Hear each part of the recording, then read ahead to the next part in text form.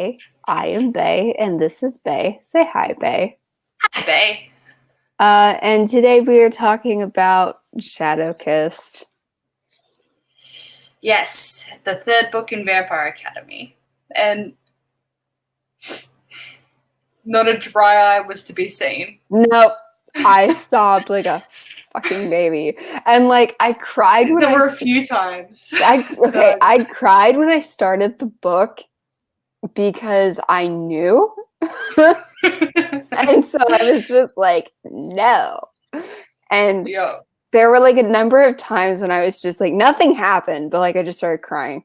Like I think I've mentioned this before where like I'll cry when something like, like even if it's just like during the like inspirational take a stand moments in books, I cry. Oh yeah, I cried too. So when they're at the meeting and like everyone just starts like going like, yeah, let's go rescue everyone, I was sobbing. I know. Same. And it wasn't even in anticipation of what's going to happen at the rescue. It was just nope. Oh, and at when she goes running back and she's like, Stan, they're coming. He's like, no, they don't. And she's like, Demetri said a word. He's the word. And he's like, okay, everyone. I started sobbing then too. And I'm like, why are you crying? Nothing is happening. I know. Well, and there were also like so many times earlier in the book, just because like Rose is like having a breakdown and like everybody thinks she's crazy, but she's not crazy, but like nobody believes her. And I was just like, why doesn't anybody believe her? Like, like even like looking back, like to the first time I read it, like even then not knowing why the fuck she was seeing her dead best friend / kind of maybe half boyfriend-ish person. Yeah, someone she was interested her cuddle bunny. Right. Equivalent, more or less. Well, because we've all had like that person that like you're half interested in and like you want to, and like you're, you know what I mean? She wanted to want him. Right. She wished she liked him. And I feel like as, even like once you're a little bit older, but like mostly when you're 16, we've all kind of been there. Yeah. Where you're like, I want to like you back because like it'd be cool to be like in a relationship right now and like that'd be nice and convenient. And we'd work really well. It would be a nice, happy, healthy, stable relationship. And you're like, but I just I'm a dick. Like, you know what I mean? And then he died. And so she's just like, oh, really? Oh. And then also, like you said, the way that like she handles the deathy bits, and the aftermath of that is so well done. Unlike this House of book Night, was raw as fuck. Unless where we like forget that everybody's fucking dead the next page, it doesn't matter that somebody died. Like the way that it carries over, you just you feel it. The way that Eddie is responding, like how he's changed, how he's changed. Like protective over Rose because he sort of does and you can just, without her even saying it explicitly, you're like, yeah, he's kind of channeling energy into something else, and protecting Rose makes him feel better. And Rose is like, I dig it. That's fine. Like she's not having, even though she is sometimes like has these more like, and she really doesn't have any like explicit girl power moments, but she's a character that can be like that, like can't not girl power moments, but can be like, don't tell me what to do. Don't try to protect me. She's not like, she doesn't do that. She's like, I get it. That's fine. And you know what? I'd rather get, so it's fine. So she just like lets it go because she's like, yeah, we're all in the same boat. Yeah. Man. Yeah. Like even like she's like, yeah, you're right. Like she knows that she doesn't actually need to watch her back, but she finds comfort in it anyway, that he's doing it. Plus, she also knows that that's how he's dealing. Finds comfort in it. Yeah. Right. Exactly. And it's so much more realistic as to how somebody who has a very strong independent streak would behave, because most authors portray their characters that have these super strong independent streaks as people with Who would be offended by it? Well, as people who are super smart. Mm. And as people who should be picking up on those social cues, but they just never do. Whereas Rose actually does pick up on all those social cues, and when it's appropriate, she acquiesces to that kind of stuff because it makes sense. Which is why when she's resistant to it, you're not like, how dare you? Can you just shut the fuck up? It's not frustrating. And it's just nice because it also like these relationships feel so much realer than in a lot of YA books and a lot of adult books in general. Yeah, I was just supposed to say that.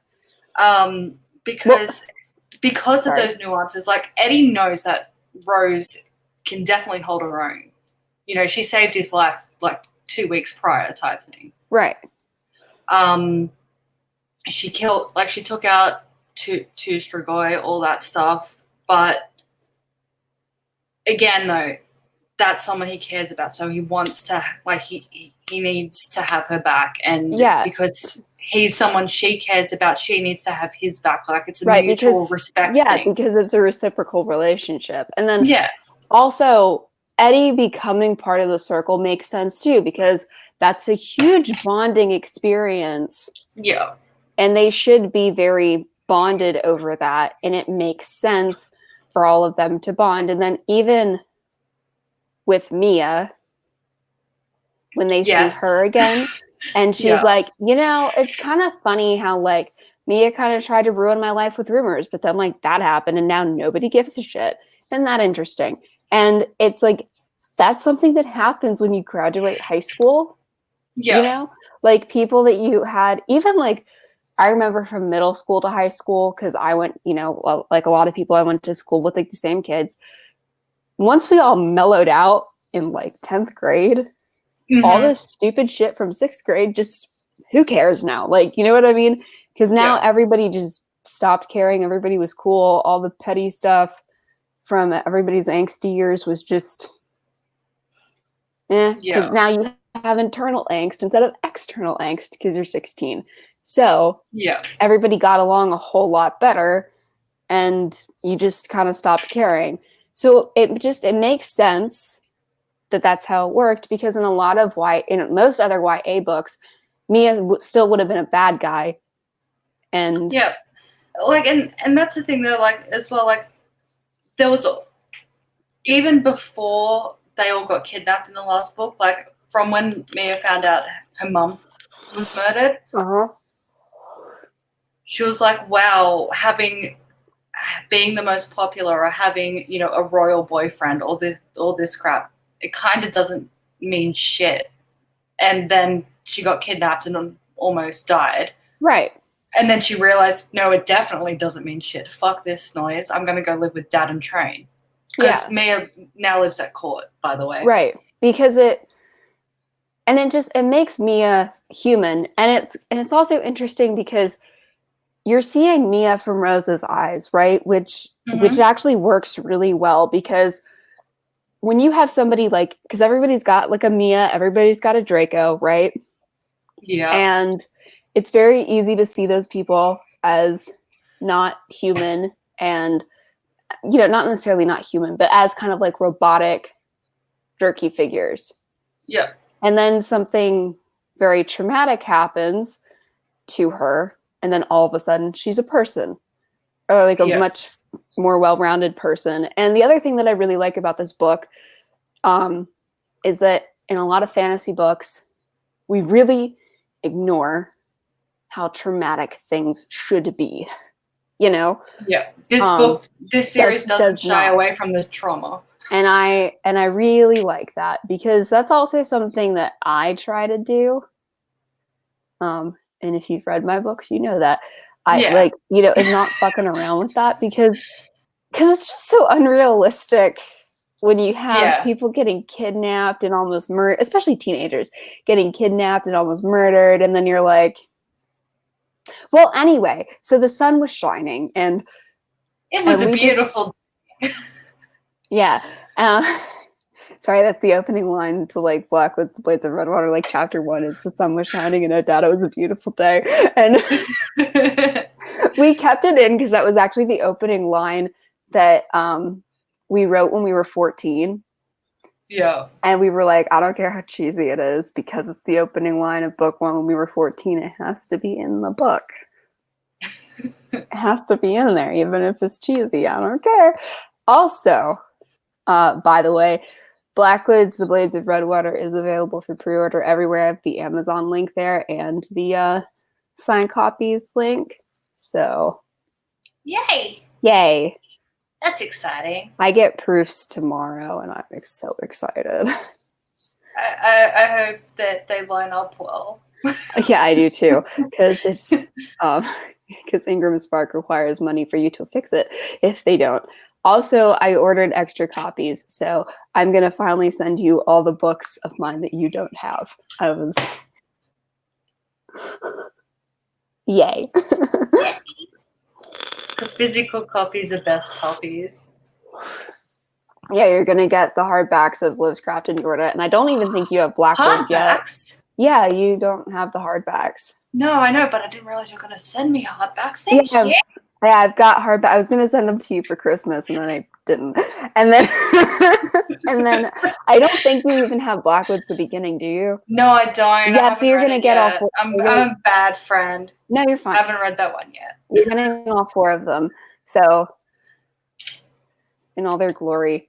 I'm so excited. Yeah, I'm excited too. But because the cover of The Blades of Redwater is so fucking pretty. It is. Honestly, like, I do like your Rosalie covers. Like, you know that I do.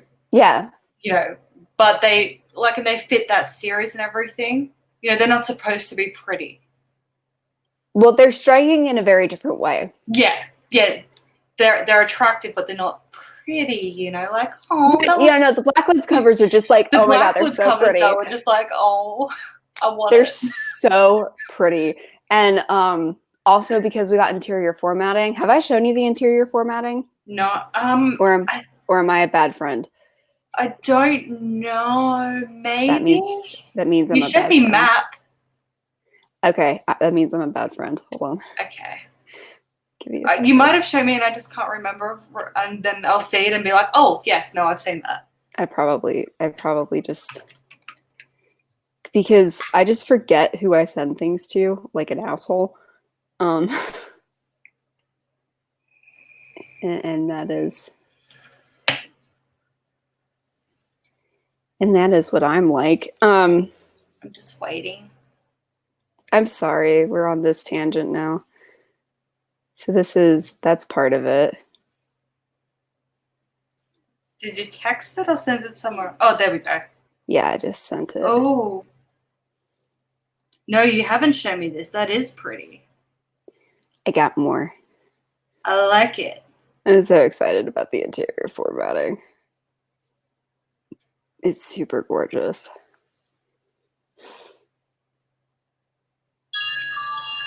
Shut up, phone. Oh, that is gorgeous. Right? Can I show this? Can I hold this up? Yes. Yes, you can. Wait. No. Wait. Let's see if this helps it at all. Nope, it doesn't, does it? No.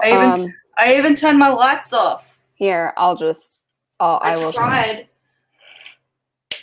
I will do this and I will share my screen. That one is that is really, really pretty. So let me do this. I tried. You're good. I know. So that's what what part of this looks like. So pretty. It really is just so pretty. I like it. I'm super into it. I like it too. Yeah. Anyway. Okay. So we've started talking about the things we like about the book. let's do plot and then we'll do our and then also tangents as we go, I guess. Yeah. I can't even remember how the book starts. Oh, Lissa and Christian are about to have sex, and Yes. Rose is in Lissa's head again. You know what? This is part of what made me cry at the beginning because, like, okay, so Lissa and Christian are about to have sex, and Rose is sleeping, so she gets sucked into Lissa's head, and so she's basically about to have sex with Christian, and then she pulls herself. And part of what freaks her out so much is she doesn't realize she's in Lissa's head straight away. Like, she actually thinks that and she doesn't think she's dreaming either. She thinks she's with Demetri. Right. So then she realizes it, and then she pulls herself back. And so, like, how she feels at the end of that is like she was about to have sex with Demetri, and then, like, she's, so, like, she winds up missing him as though he was actually there because she's feeling what Lissa felt directly. And then also she feels violated because she can't keep her own thoughts and feelings straight. And it's just really heartbreaking. Yeah. Because it's like you really see how a bond like that would genuinely be useful. But then you're also just like, this sucks. Yeah. and like my heart is breaking for you right now. Yeah, and one thing that I really enjoy about this book is Rose is actually forced to explore her suppressed negative feelings towards Lissa. Right.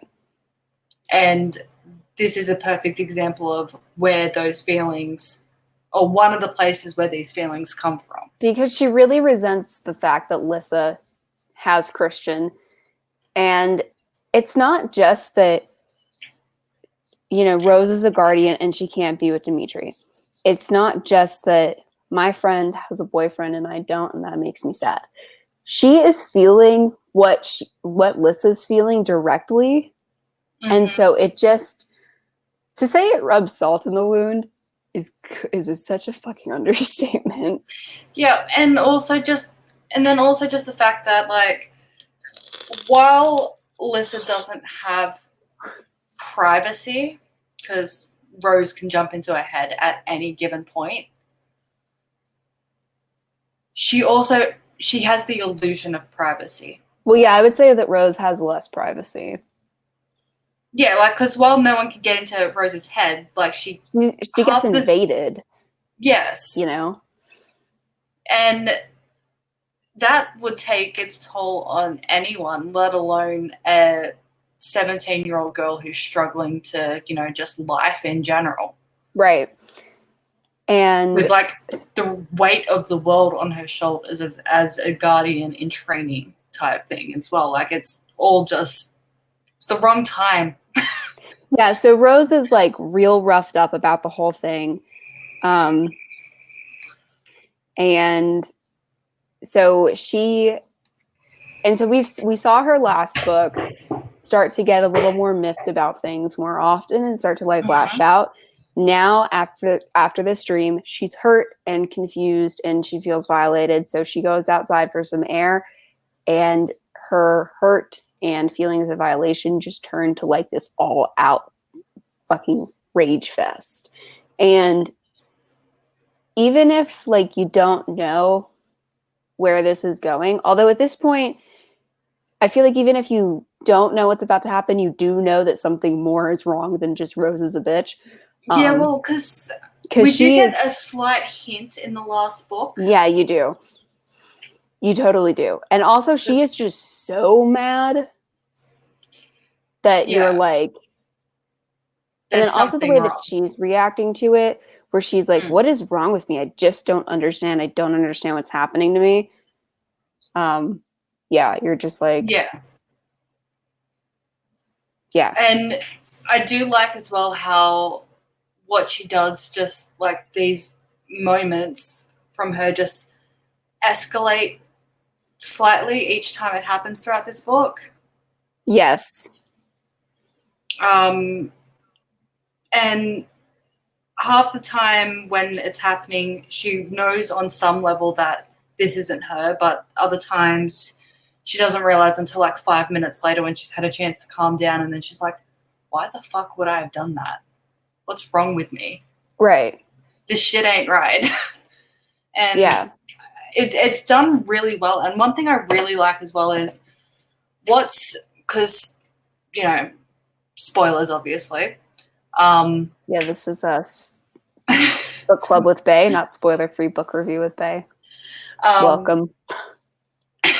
But what it is like her anger fits in everything. It's the insanity that Spirit causes, and Rose draws it from Lissa. Right. But I do like how we still don't really see much of it from Adrian. We don't really see the full extent of Spirit's effects on Adrian until Bloodlines. Yeah. But which the way really that sorry, I was just gonna say the way that it hits each of them, it's all very. The insanity is kind of tailored to each of their personalities. I was just about to say that. Yeah. Which I like. Great. Yeah, because I think it's very reflective of, like, in the event that we're gonna. So if I'm just gonna get English teacher on this bitch, if it's like, you know, because it's kind of a very clear allegory for mental illness. If we're, you know, because it's insanity. That's quite how that works too. It affects everybody's person. You know, it affects you based on your personality, right? Yes. So it's very realistic in that way. Also, because it doesn't affect Adrian until Bloodlines, because it takes this long, and because it happens so gradually to Rose, and because it happens so gradually to Lissa, it's very consistent in that it takes a lot of time for Spirit to do this to somebody. Yeah. So, yeah, that's a great example of showing and not telling, or when you're telling us, or when you're giving us information, it not conflicting. Yeah. Like with Lissa, the insanity hits like, you know, hardcore depression. With Rose, it makes her incredibly violent. With Adrian, it makes him incredibly manic. He goes into just bits of, like, actually with Adrian, he's more just like hardcore bipolar, because then he'll go into low lows as well. But initially what we see from Adrian, and most of the extent of what we see from Adrian in Vampire Academy, is just the, you know, like a mild form of mania at most from him. But yeah, then in Bloodlines, he just goes hardcore bipolar. Yeah. But no, I do like it, because again, it would make, when you look at the characters' personalities, all of their responses to Spirit make sense. Right. So then while she's out there in cold, yes, like Demetri finds her. Yeah. And then he always knows where to find her. Yep. And then they run into like another guard, and then she hides, and then the other guard and Demetri start talking, and then we find out. It was Alberta. Yeah, and then we find out that Victor is Victor Dashkov is on trial, and even though he's in prison right now, he still has to go to trial, et cetera, et cetera. And then Rose is like, oh my God, we're going, right? And Demetri's like, no. And she's like, bitch, what? Ma'am? Which is fair, because she's like, look, it happened, like, he tortured Lissa. I experienced the torture through. You guys were just there. They need to actually know what he did to her, and the only way they can know that is if me and Lissa are there. Yeah. And this is where like her hero worship of Demetri gets checked. Yep. Which was interesting, this book, and I was like, it makes sense.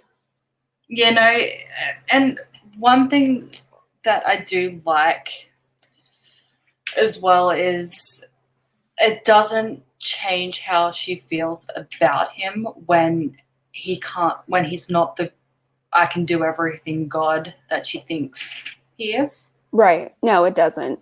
But it does like give her a reality check. Which is good. I think their relationship needed that. Yeah, it did. Because of the way their relationship was set up, because he was older than her, because he was already a guardian, because he was already a good guardian, whatever, she did wind up with like hero worship, and he can do anything, he has influence. And then like because of this, she realizes in the guardian world, he's young, he might have influence, but he's not like... He might have influence amongst Dampiers, but not amongst Moroi. Right. He's like, I'm not she's like, oh, he's not like a person, you know? Like he is, Yeah. but he's like, but only to like a certain extent. And then, you know, they get together after she has that realization. Mm-hmm. And really it's the right call.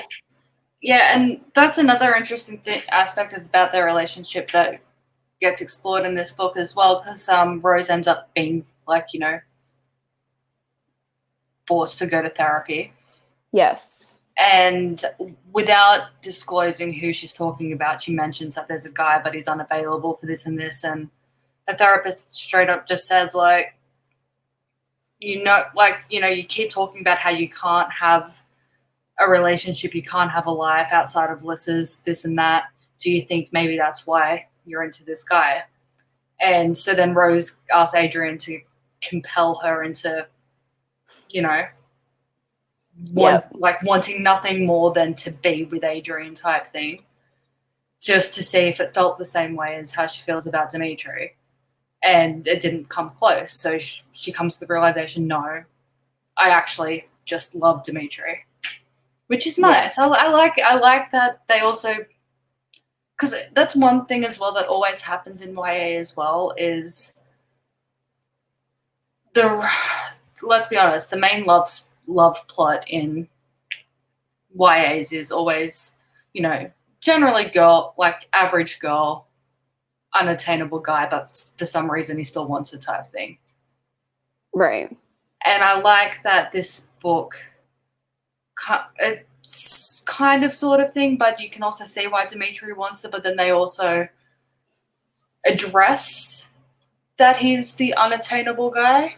Well, yeah, and also the reason why he's unattainable is not because he's like prettier than her or because he's like anything, you know, like socially. It's purely logistics. Yeah, it's purely a logistical reason rather than like, you know, anything else. Whereas normally it's just like, I'm so average and like, he's so perfect. My boobs aren't good enough, and like my I'm plain faced. I have no personality, and my hair is like blonde, but not like a good blonde, like a shitty blonde. It's like that dirty mousy blonde. Yeah, it's like a dirty mousy blonde, and if it's brown, it's a dirty mousy brown. Yeah. And I've never heard of hair dye. You know what I mean? Like everybody's natural brown hair is typically a dirty mousy brown. Be quiet, you know. We all dye our hair. Yeah, like my natural hair color is the dead set the exact same color as a field mouse. Yeah, you just change it. Like like my hair is bright red naturally.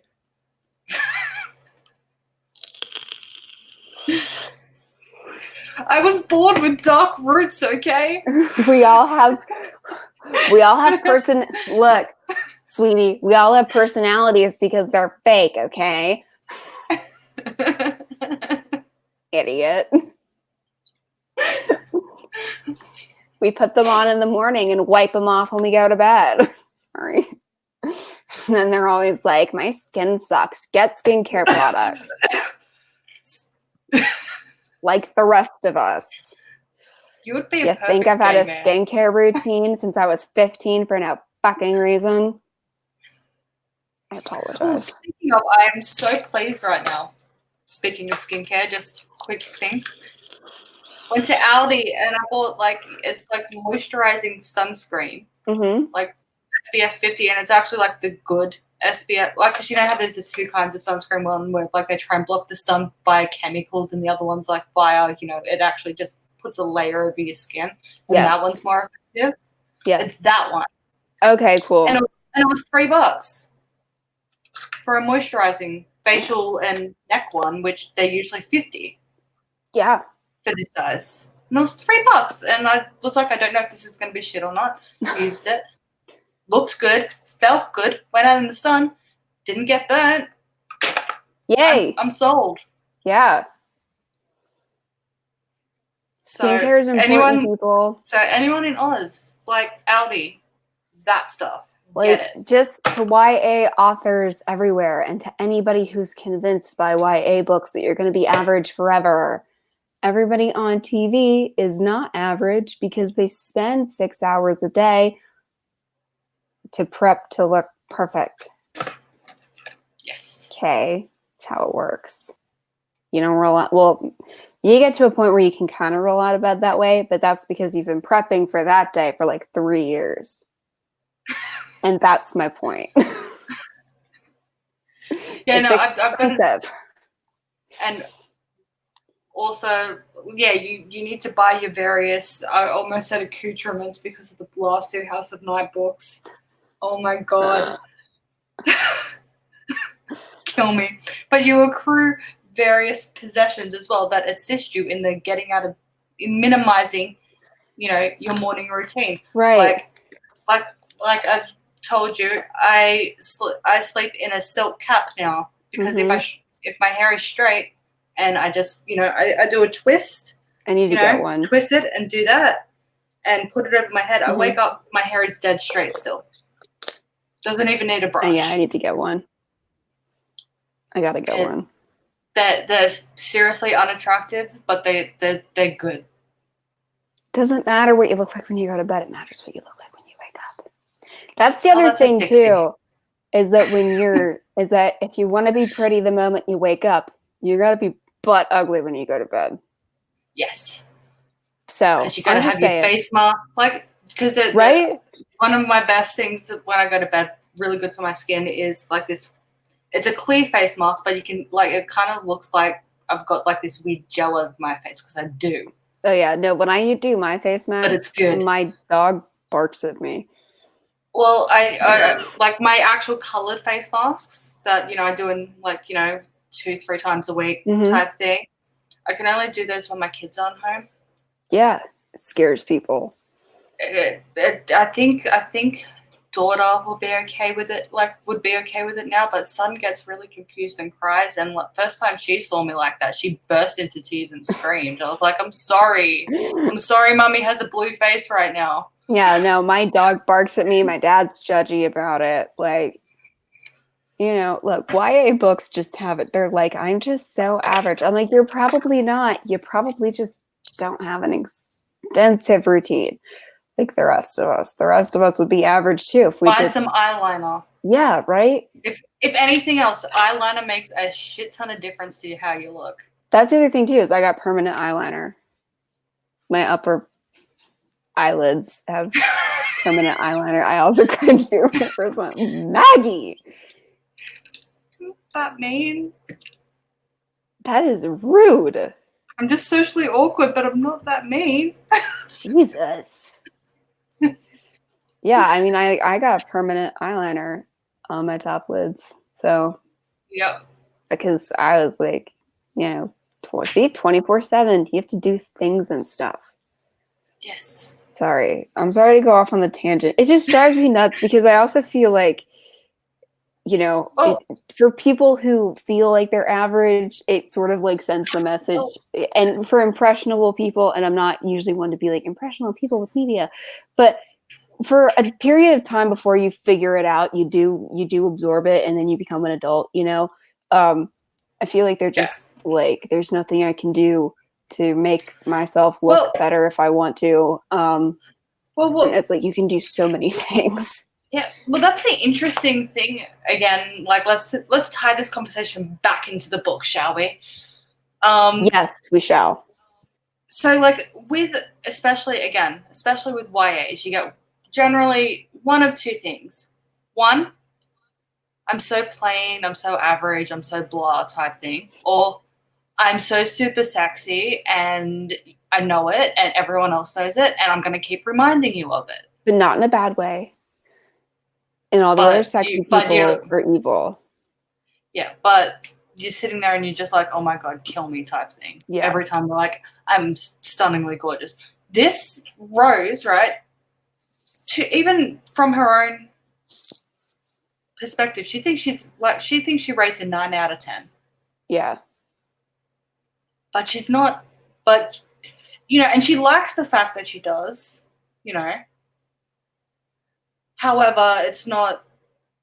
She's modest about it. I think it's also, well, I guess wait, okay, I think the best way to put it is like she understands that, like,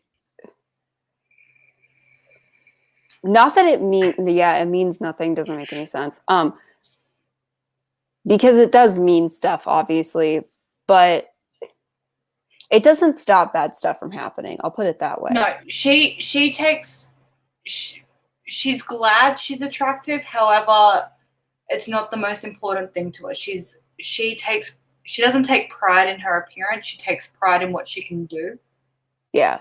So the fact that she's a 9 out of 10 is, I mean, it's still important to her, but it's not important at the same time. Yeah. I guess. Yeah, it's something that she's secure in, and you also kind of know that, like, if something were to happen to make her not pretty, she'd be really upset about it. Yeah, she got really upset when she got a black eye. Right, but because she's more or less secure in that, because, like, that's not really something, like, barring any sort of traumatic facial injury, she's fine. Yeah. Yeah. Like Soul of the Dragon just said, she's aware of her looks, but she doesn't feel the need to brag about them. Yeah. Which is, and that's another thing about her as well. Like, like she looks at Lyssa and just sees like this absolutely stunning, beautiful, like godly creature type thing. And a lot of people with a best friend like that would be really insecure about it. But Rose is like, look, she's Marody stunning. I'm Dampier stunning. And that's cool. Yeah. Like, she seems to be more proud of the fact that Lyssa's attractive than she is of the fact that she's attractive. Yeah. Which is, she's very secure in herself. Yeah. And not in a up her own self way. Yeah. Like, it doesn't bother her that Lyssa's attractive. Yeah. She's grounded attractive. Yeah. Which is nice. Yeah. I like that. It's nice to have an MC that doesn't put herself down, but doesn't brag about how she was born either, I guess. Yeah. Yeah. Because that doesn't happen much in YA. Because also, like, a more realistic thing is the reality of the situation is that the vast majority of people aren't even ugly. Like, most people really aren't ugly. I mean, most people, like, aren't, like, head-stoppingly gorgeous. Yeah. But most people, on average, are more or less attractive in one way or another. Yeah, because let's be honest, like, I was about to say your average looking person, but yeah, we'll do that. The average looking person, you see him and you're like, oh yeah, like, I probably won't remember your face if you're just walking past them on the street. I'll never remember your face, but some makeup and all that stuff really boosts how they look. Right, like, most people, the vast majority of people, like, if you're taking care, like you said, skincare routines and stuff like that, blah, blah, blah. And you're fine, Yeah. Like, the vast majority of people, that's how it works. And even people that, like, you think are 9 out of 10s, that's probably 80% of it. is them Yeah. focusing on it. Yep. Or like sometimes like a lot of people as well. Like, I mean, it's very rare to see someone who like eats fantastically well, works out, all that stuff as well, and go, wow, they're gross. It's Yeah. very rare to see an unattractive, fit person. Right. Because that's like people that are heavily into fitness as well. They're very into like, you know, what they're eating and vitamins and proportions and this and that. And that does wonders for your skin. And half the time someone's attractive level is just because of their skin, not because of their features. Yep. You can have the best features, but if your skin is shit, like, you're fucked. Yeah. So, like, that's just another thing about even, like, attractiveness is, like, a lot more, I think, realistic in the way that, like, it's portrayed in the in Vampire Academy. Because she comments a lot on how attractive other people are, but she doesn't ever really comment on anybody being ugly either. Which I like. Which I do actually like, because even like in Harry Potter, you get a whole lot of how everybody's like, I'm sorry, but the way that she describes people half the time, they all sound fucking deformed. And that's one of the things that there's a lot of swine looking people at Hogwarts. Yeah, and I'm just like, why is everybody deformed? And rodent. Right. And it's like, where are you finding these people? Because people just, they don't look like that. And so the fact that she describes almost everybody as more or less attractive. Rose does. Yeah.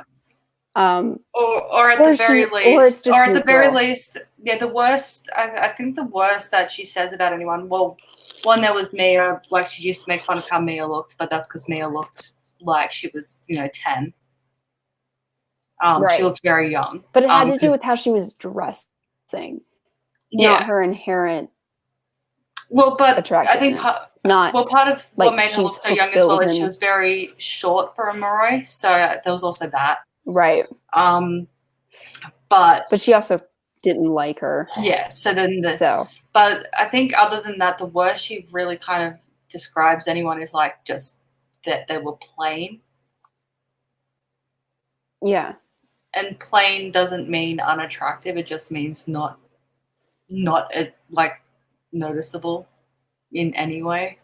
Yeah, because like when I think plain, I more or less just think like, see, my brain always goes to like the way that somebody's dressed, and like the way that their hair is styled, rather than like whether or not they're pretty.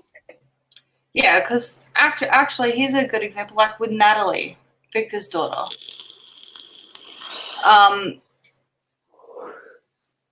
Like I think Rose even said like it wasn't like after Natalie turned Strigoi, she was like, oh wow, like if she actually carried herself with any level of confidence, she would have been pretty, I guess. Yeah. But she always wore colors that were wrong for her skin tone, clothes that were wrong for her body, and just didn't put any effort into her appearance. And so she just looked kind of a bit of a wreck. But yeah, and that's a big part of it. That's a big part of it too. I mean, like, trust me, depending on your body type, if you wear the wrong outfit, you can go from looking like freaking hot to like, oh my god, he looks so hot, like in the in a matter of 2 seconds. Yeah, like because I have an hourglass body shape, I always, if I don't wear clothes that have a defined waist, same, I look like I'm about 30 kilos heavier than I am. Yep. Because if you got boobs and you got hips and you got butt and a smaller waist, then a very small waist, then you need to accentuate it or you look huge. Yeah, you gotta be careful. It's a pain to shop if you're hourglass, and especially if you have broader shoulders, like because I'm an hourglass too, and also my shoulders are fairly broad, and so if I'm not careful with what I wear, it's a bad time. Yeah, it's just know your body shape, know your skin season, and dress appropriately for those two things. Yeah. And I guess we're just kind of, I'm really, I don't know, like I guess I'm just talking about this because possibly one day, if this channel blows up in popularity and somebody's watching this, I don't know, just like helpful, happy, positive vibes into the universe of like, it's not that like people are inherently mousy and ugly, because like I said, the vast majority of people, most people just are not ugly, like genuinely.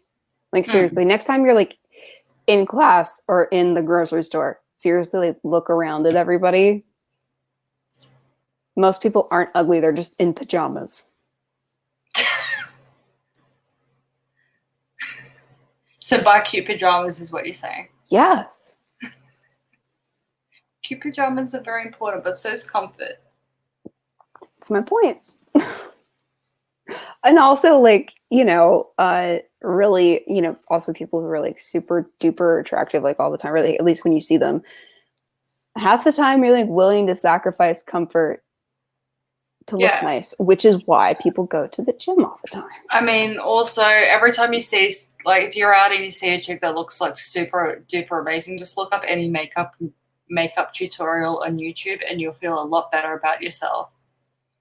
Because you'll be like, no, actually, I like a lot of them look like their skin's disgusting.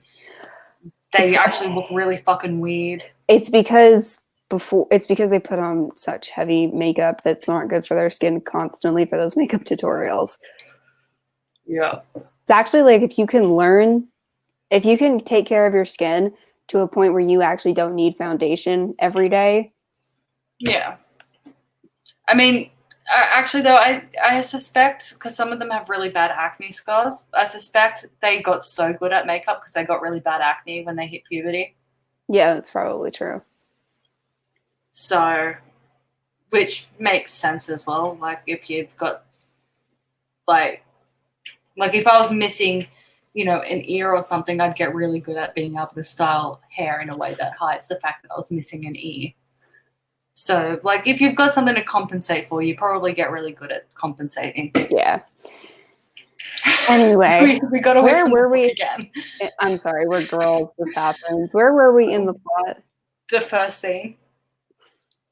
So we were talking about like the hero worship thing, and then we were talking about the dynamics of their relationship. That's how we got here. So he takes her back to the dorm. Yeah. And then I think that's pretty much it. And then effectively, there might be some stuff in the middle, but if there was, it was probably just, like more just like, here's what you missed last book type thing. Because this one didn't have the nice little, hey, everyone, here's everything that happened previously on Vampire Academy. I know. This one had it interspersed, but it wasn't too bad. It wasn't too over your head when it happened. No, it was helpful. Because, and I think part of what makes it so good, like, not too bad, was it wasn't like just this is so-and-so, he's gay, and this is his boyfriend who is also gay. Well, yeah, because it wasn't just like Warren, who was gay. Like, it doesn't explain who people are. It explains what happened. Yeah, like when we ran into Mia, it was, oh, hi, Mia. I hadn't seen Mia since she left. She was also on the Strigoi thing, and she used to be a real bitch, but we cool now. Yeah, and it's just like, and it's done more of as like a way of what's happened in between books rather than like, here's an explanation of shit you've already read. So, because up until that point, we hadn't been told anything about Mia until we ran into her at court. Right. But after after the finding out about the Victor trial, it was they were like, oh, we're going to do our field experience now. Yay, we're going to all the senior Dampiers are going to be assigned a Moroi to guard for the next 6 weeks. Mm-hmm. Field training. Yep. So they'll be following them from class, sleeping in their dorms. And one thing that found kind of interesting is the school has like really hardcore rules on, no girls in the boys' dorms, no boys in the girls' dorms. Yeah. But then they assigned girls to boys and boys to girls. But I guess for field training, it makes sense. I get that they're just like, you're going to be assigned to whoever. So let's just get used to the, whatever. But also, it was just something I noticed. Yeah. Like, it's not necessarily it doesn't not make sense, but it was something that I noticed. Yeah. I guess. So there's a huge kerfuffle when they get their assignments because Eddie, they go alphabetical order by last name, so Eddie's gets called up before Rose, and he gets assigned to Lissa. And Rose is like, and Eddie's like, I'm sorry, but I have to go get my packet now. So he went up and got his packet and his practice steak, and then Rose is like, oh, at this point she's still in denial, and she's like, oh, they'll realize when they get to my name and call out Lissa again, they'll realize they fucked up. But then Rose's name gets called and she gets assigned to Christian. And honestly, any scene that has a Rose and Christian pairing in it, I think is one of my favorite scenes. Well, because they're really fun. And it actually, without even saying it, it actually provides a real world solution to any sort of like friend group issue where you have jealousy within like a friend group, which is, unless like they really have a reason to hate each other, one of the best solutions to like, if you have like a friend stuck in the middle and there's like a new person coming in and somebody's jealous and like the two people are jealous, one of the best solutions to that is for the two people who are like jealous of each other to just become friends. Yeah, because also like one thing that Rosie's still doing is she's still kind of like convinced that she doesn't like Christian, but she realizes throughout this book that she actually does like Christian. Right. And I think she's liked him for quite a while. And we're just talking we're not talking like. There's no romantic feelings. Right. She doesn't mind his company. And that kind of, and Christian feels the same way about her. Yeah, because one of the things that she said that made me laugh was she was like, I hate Christian. He's sarcastic and he makes bad jokes at like bad times, like me. Shut up. Like, yeah, no, Christian is literally male. Yeah. Growth. And that's probably half the reason why they feel like they clash, even though they never really clash that much, but they feel like they're always clashing, if that makes sense. Yeah. But there comes a few times in the book where she's like, she'll say something mean to Christian, and then someone else will come up and say something mean to Christian. She's like, don't you dare say anything to fucking Christian. How absolutely dare you? Right. He's my Maroy. Right. Okay? Like, only I'm allowed to be mean to him. Yeah, no. And I have like a really good friend who is more or less the male version of me. So those scenes are super entertaining for me because I'm just like, I get this and it's fun. Yeah. Because it's fun in real life too. Yeah, like I'm pretty sure, if I'm remembering correctly, I can't remember the exact thing she said, but like she said something about him being like, I don't know, we'll say she called him a jackass. I don't know if it actually was that or something else. Or a pain in the ass, something like that. Yeah. And then she's like, oh, well, better get back to him. And they're like, I thought you couldn't stand him. And she's like, yeah, well, but he's my pain in the ass. Yeah, he's like, for this week, he's my pain in the ass, and I'm responsible for him. So, yeah, yeet. And I also, at some point, I don't know if it's like around this time or before this, I think prior to this, she's already seen Mason's ghost once. I think she saw Mason's ghost out when she first went out into this outside. Yeah. Yeah, I think that's when it happened. So she's seen Mason's ghost once. And so she gets her assignment. She goes up to Alberta and Demetri's there. And she's like, motherfucker, I want answers. And she's also in like a rage, and it's an enhanced rage because of stuff. And and so finally they're like, no, we're doing this because you need to learn to guard somebody when you don't have, you know, cheats on, basically. You need to learn to guard somebody without cheats enabled. And Lissa needs to learn to be guarded without cheats enabled too, because you two rely way too heavily on the fact that you're bonded. And that's this why. will be good for both of you. This will be good for both of you. And Rose, like, as this is being said to her, she's actually thinking they're correct, but she's so mad and irrationally angry that she cannot calm down. And she knows this, but she's still just like yelling and freaking out, even though she's like, I think they're kind of right, but I'm just so like, yeah. And so like during the freak out, she's threat. like, yes. And then she's like, you're gonna regret it. And then she's like, why did I say that? Yeah, she kind of did it as like she was kind of like just storming away. She's like, you're gonna fucking regret this. And then left the room, and she was like, why? She's like, why would I say that? Like, she's just like, I don't even know, because like I think they're right. And then she's like, no, I don't. I'm mad. She's like, why am I mad at all? Because while she's screaming as well, she's like, I fucking hate Christian. How dare you do this to me? And then someone's like, so do you really hate Christian that much? And she's like, no.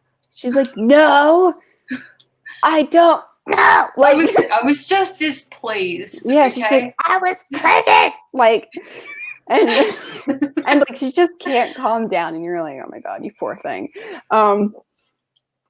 Because she's just having like the internal monologue of like, they're actually kind of right. This is a good idea. Like, and she's just And poor Eddie, he's just standing there like, I'll swap if I have to. And they're like, bitch, no, she needs to learn that she can't just throw a fit, and like things are gonna change. And it's like this, and she's like, that's a good point too. Like, you know, like, and then after, she's agreeing with everything they're saying. She just can't physically make herself verbally agree with everything that they're saying. And you're just like, I'm so sorry.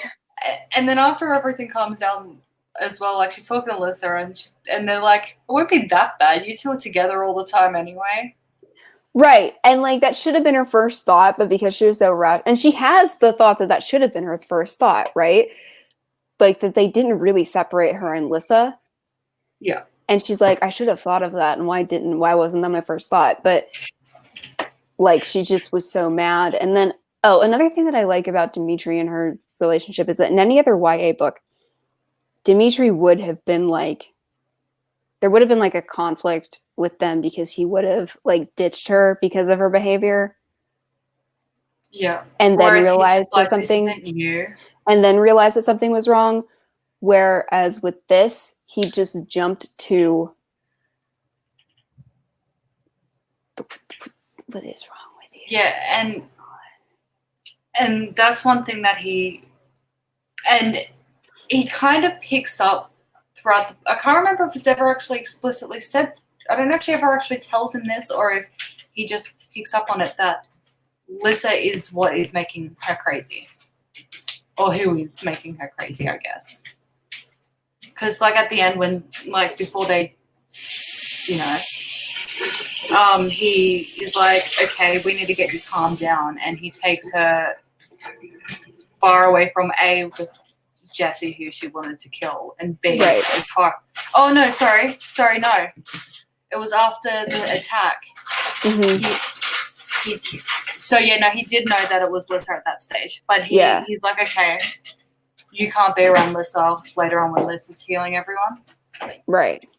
So he kept her as far away from Lissa as possible. Like he realizes something's wrong. He's trying to work it out. He doesn't know how to, and then once he does know what's wrong, he does his best to mitigate the damage. Right. Like he never doubts her. Whereas, like I said, in other YA books, there would have been a conflict where like they would have had to resolve the fact that he's doubting her. And then it would have been like, oh, it's cute. They got back together and he believed in her in the end. And then it's like, but instead, because he knows her, he's like, something super bananas is happening. And I don't have the whole story. And honestly, you should really tell me Yeah, and it's a good contrast to last book where, you know, she was just having little tantrums and they were just tantrums. They weren't spirit induced, and he was like, you're behaving like a child now. When you're ready to be an adult, we'll chat. And she's like, yeah, no, you're right. I was behaving like a child. Whereas this one, he knows the difference. Yeah. Which is nice. Yeah. So. Yeah. Anyway. So they then go to lunch, and he's like, I got the Christian, and Eddie's like, I got the Alyssa. Mm-hmm. And then Rose, I think it might be here, but Rose sees someone that's like beat up. And she's like, the fuck happened? Because it's a Moroi. Yeah. And Moroi aren't usually, you know, bruised.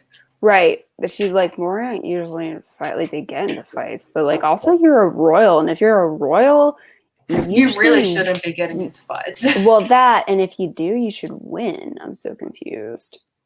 Yeah. Yeah. So throughout the book, there's just random royal appears. Random royal is beat up. Random Rose is confused. Yep. I don't think really anything happens much like that first day. No. Oh, someone. I think it's later on that day. Someone. There isn't because the instructors are all playing Strigoi for the next 6 weeks and just randomly attack. Yeah. You know I think there is someone, and they just fuck up royally and they get their asses handed to them, and Rose and Eddie get a thumbs up. Because Eddie was closer, so he jumped in while Rose guarded Lissa and Christian. Yeah. So her job is just to stand there, so they get thumbs up. Someone else gets verbally yelled at.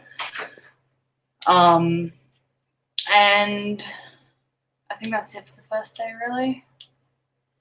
Yeah. Also, just because I don't really know where to mention it, throughout this book, Lissa's trying to set Rose up with various people, mostly Eddie. Yeah, and Eddie's like, please don't. Yeah. And Rose is like, thank God, Eddie. He's like, this is weird. And yeah. So anyway, so like the next major thing that happens is that Stan, the teacher guy, attacks, and yeah, I think this is the next day. Yeah. Yeah, and then as this happens, Mason rocks back up, and Rose just blanks out on him. Yeah, so like as he's coming towards her, Mason and Rose is like, ah! And then that's it. Yeah. And then, you know, she doesn't come to until it's over. And then she gets accused of doing it on purpose and purposely letting Christian quote unquote die. Yeah. And so then she has to go to a hearing, and she has to be like, I can't tell them I'm seeing ghosts. They'll think I'm nuts. So I just have to pretend like I'm upset. Yes.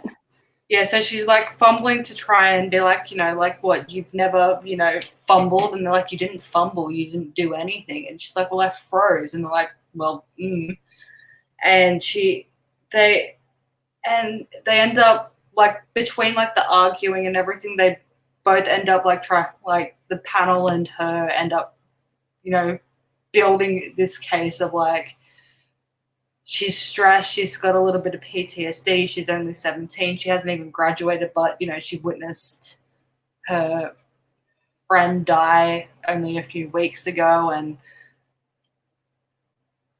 it's like, okay, then I guess, but you're on probation. Yeah. And Lissa is initially pissed at Rose because she thinks that I guess because she knows that Rose can be overly emotional and stuff like that. And she still, because one thing about Lissa and Rose's relationship is Lissa sees Rose as her best friend first and a guardian second. Mm-hmm. Whereas Rose sees herself as Lys's best friend and a guardian always. Right. So I don't think Lyssa fully appreciates how seriously Rose takes. And a big part of that is because Rose doesn't tell Lyssa. Rose doesn't tell Lyssa a lot of stuff. I mean, to be honest, Rose doesn't tell Lyssa jack shit at this point. Yeah, and I like that the battle comes to a head at the end of the book. Yeah, I do too. But so Lyssa thought that Rose was just being petty and spiteful because she knew that Rose was pissed off. But then Rose is like, "What the fuck? How could you think I would do that?" And I freaked out. You know what happened to me. And then Lyssa's like, "Fuck, I'm a bitch. I'm sorry." And then Christian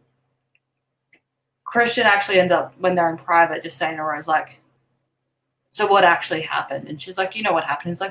He's like, and that's one thing I like about Christian. He's just like, "Don't bullshit me. I saw you in Spokane. This isn't new." And she's like, "So you don't think I did it on purpose either then?" And he's like, "You wouldn't do that. I saw your face. Something's going on. And if you don't want to tell me, that's cool. Just don't lie to me." Yeah. Well, and then also, like, because Rose points out, and like both Demetri and Christian, which is why Christian's a good friend and why Demetri's just, a good love interest. They both, as Rose points out too, they're both like, there's just no, even if Rose is spiteful, she takes being a guardian too seriously to do that. And there's also 0% advantage to doing it. Like, there's no point. Yeah, exactly. She's got no reason to do it. Like, it only hurts her to do it. So why would she? Yeah, I think a big part of why as well, they pick up on all of this, like Christian and Demetri pick up on all this stuff with Rose, where Lyssa, who is her best friend, doesn't, is like Lyssa and Rose, before they, left, before they got bonded and everything, they were super close. Rose, I imagine, told her everything. Mm-hmm. But Lyssa also grew up in a world where, it was her parents, her brother, and her. They were the only people in her line. So she was pampered, she was protected, she was sheltered her entire life. And I guess she just always took that for granted. Yeah. Whereas, so like, I guess she isn't too great at reading the subtleties of Rose's personality because she's just used to Rose telling her everything that she's thinking or feeling. Whereas Demetri is trained to watch his surroundings, to watch body language, to, do all this stuff. And also he has a very different relationship with Rose. He sees a side of Rose Lyssa's never seen before. But then Christian, as a social outcast, he's got nothing to do but people watch. Yeah. He knows how to pick up on all these little subtleties that Lyssa's never even thought about looking at. Yeah, because usually social outcasts that are not socially awkward are very good at reading people. Yeah. So I think that's why it's not lack of caring on Lyssa's part or the fact that she's self-involved. I don't think Lyssa is self-involved. But I guess as well she just trusts Rose to tell her the truth. And Rose doesn't. Right. But she trusts her best friend. Yeah. And she's always taken for granted that she can trust her best friend. Right. So she just doesn't think that Rose is lying to her. Yeah. Which is a shame. I feel really bad for Lyssa. I feel bad for Rose as well because she's like every time she shuts Lyssa out, she thinks she's doing it to protect her and everything. But it's more next book that we see it. But Lyssa hates herself for not knowing the stuff that Rose didn't tell her. Yeah. Even though it's not really her fault. No. But she thinks that she should have known better. Right. So it's... And again, it's really interesting to have, like, this best friend dynamic where it's so heavily favored on one person's side, which is Lissa, and for the reader to not go, Lissa's a selfish bitch. Right. But I like it, though. She toes the line well. Yeah, she does. Because, like, it's not Lissa's fault, and you know that.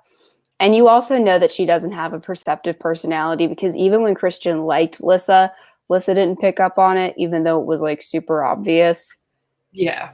So you've seen examples of Lissa not being perceptive. Also, like, Lissa doesn't even, and, like, look, I'm sorry, but if my best friend was mentoring with anybody who was hot, I'd be like, so you guys are fucking, right?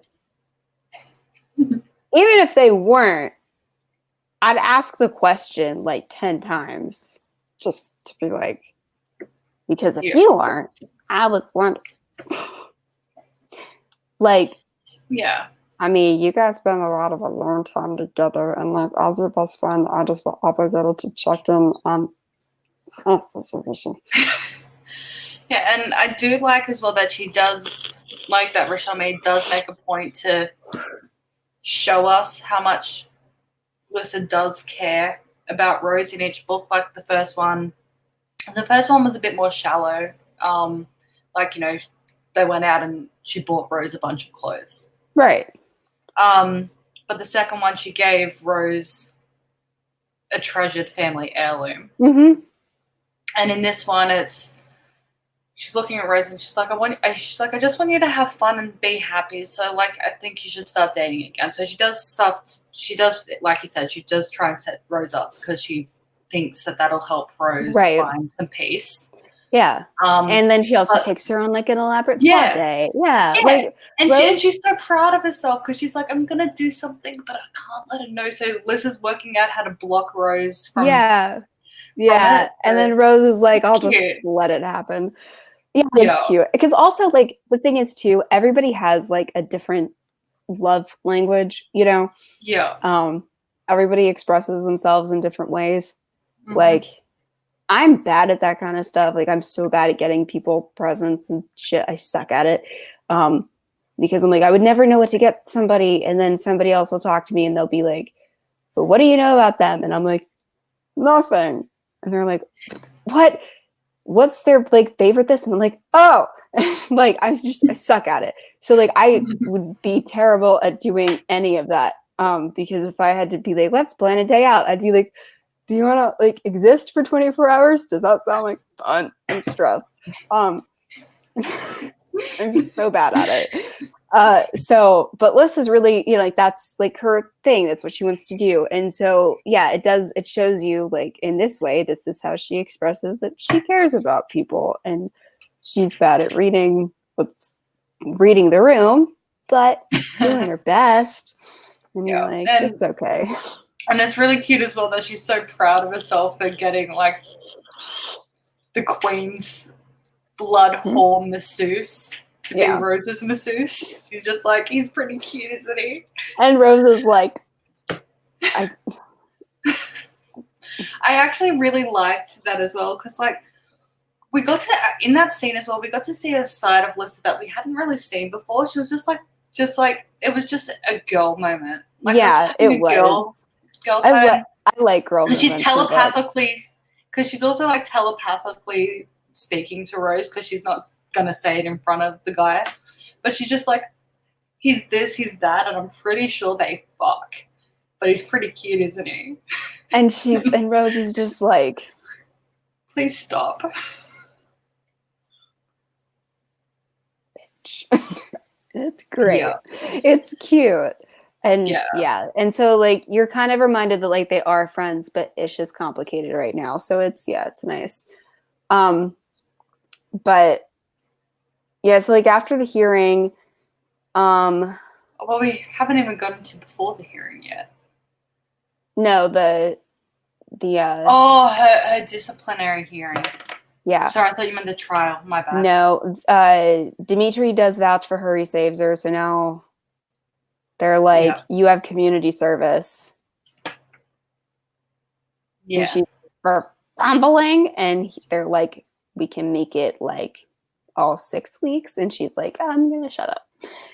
Yeah. And so she does. And then she gets 1 week of community, or 1 weekend, or one day of service. So yeah, she has to help the priest dude clean the church. And then Demetri ends up helping her, and it's really cute. Yeah. And they have to take some old books over to the younger campus. Mm-hmm. And there we meet Jill, who this was pretty much her only role in this book, but she becomes a slightly bigger character next book, a very important character the next book, and a main character in the next series. That's exciting because I really liked her. Oh, she's so sweet. She's so adorable. I love Jill. She's really adorable. You're just like, aw. Yeah. So we meet her. She's like this, like, I think she's like 14. Yeah, and she acts like a 14-year-old. It's great. She's just like, oh my god, hi, are you like a person? Do you know how to do like people things? That's really cool. I like people things. Can you teach me how to punch people? I don't like it when people try to like be mean to me. I want to punch people. I want to punch a Strigoi. Oh my god, do you know Demetri like in the flesh? Is that like a thing? He's hot. And then she's got like some mad hero worship for Rose and Demetri, because she knows who they are. Yeah. And she does. She's just got like word vomit every time she opens her mouth, and it's endearing. It is very endearing. And then Demetri comes back, and Rose is like, hi, someone would like to meet you. And she's just like, and then she yeets. and it's really cute because I was like at 14, hashtag fucking same. And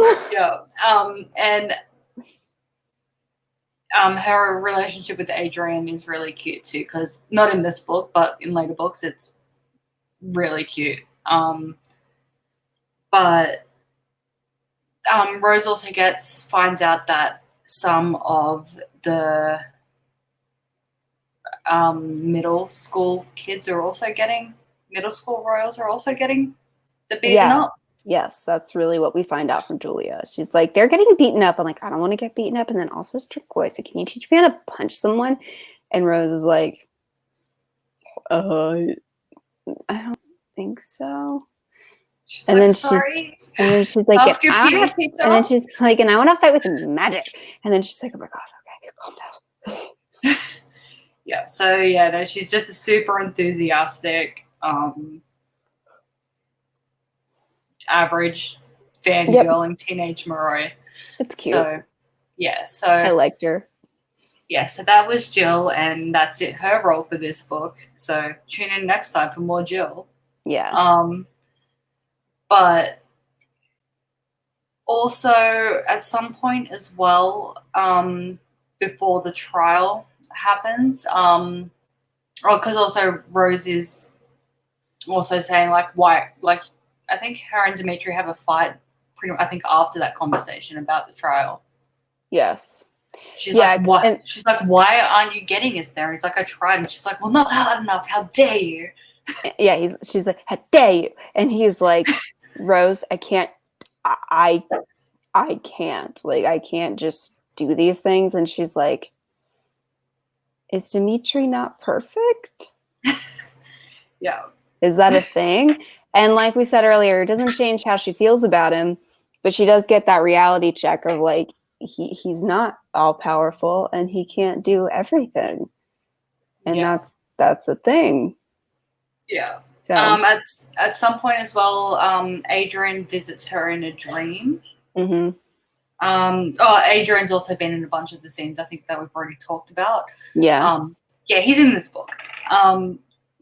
Adrian visits her in a dream and she's bitching about the trial and he's like, well, you know, my family tree. And she's like, I don't give a fuck about your family tree, Adrian. Good night. Let me go back to sleep, please. Hi, Spunky. Hi.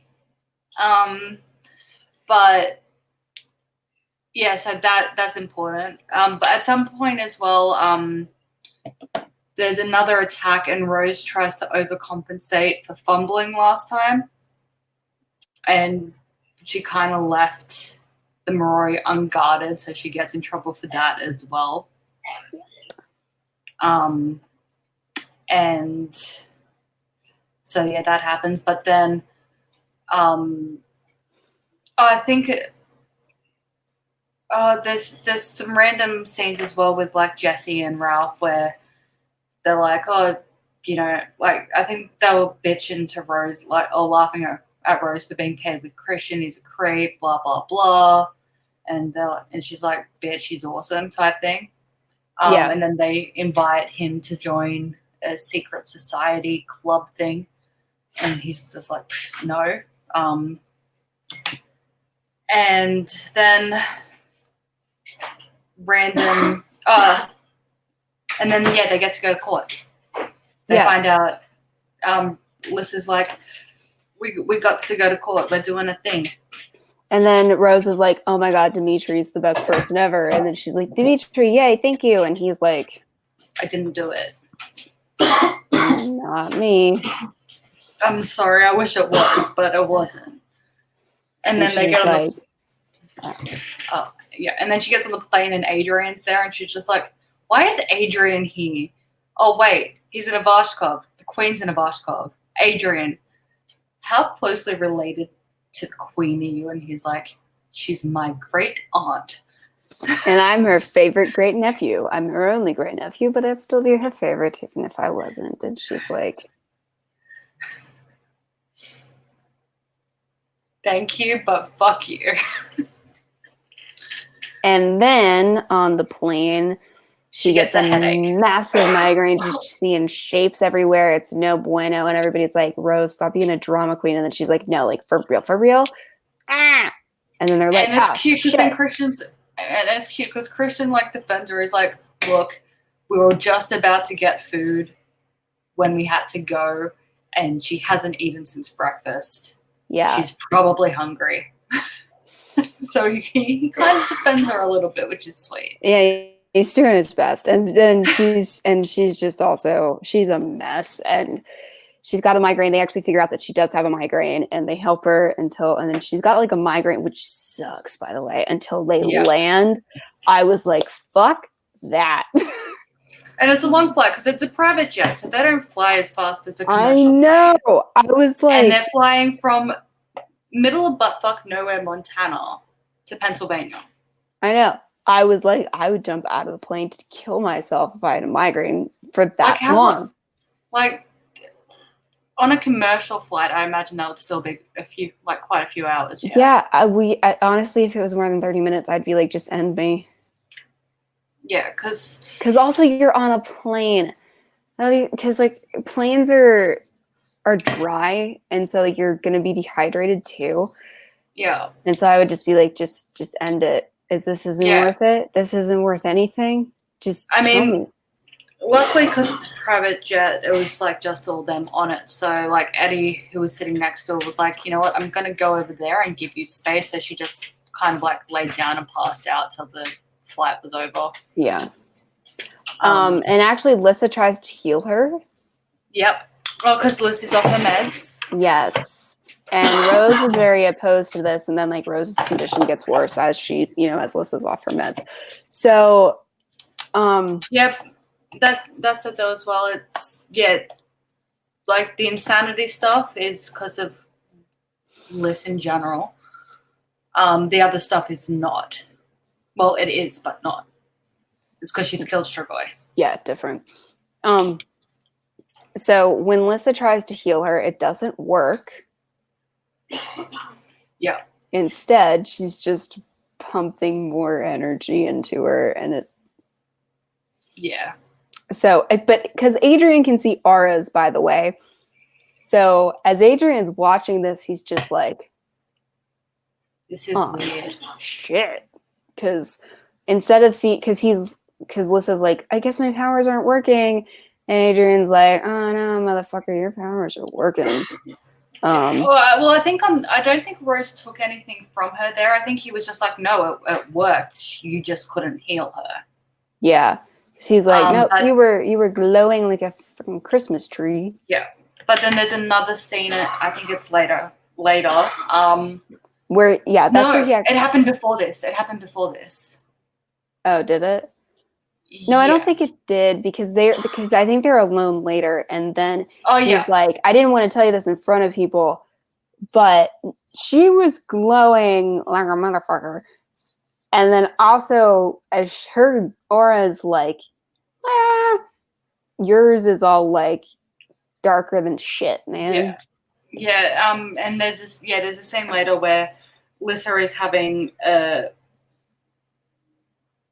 insanity moment, and Rosie's just like thinking, stop. She needs to stop. I want to stop her pain type thing. And yeah, Adrian actually sees the darkness manifesting in Lissa's aura and then transferring over to Rosie's. Yep. Because Rosie's, every time Lissa starts to have a bit of a freak out, Rosie's like, oh no, that's not good. We need to stop it. So like mentally, without even being aware of it, she's sucking the insanity away from Lissa. Exactly. Which is not good. Yep. It's not good at all. Yep. But yeah, then they land at court and Rosie's fine. So Rosie's just like, oh, well, I guess it was just a plain induced migraine. Yeah.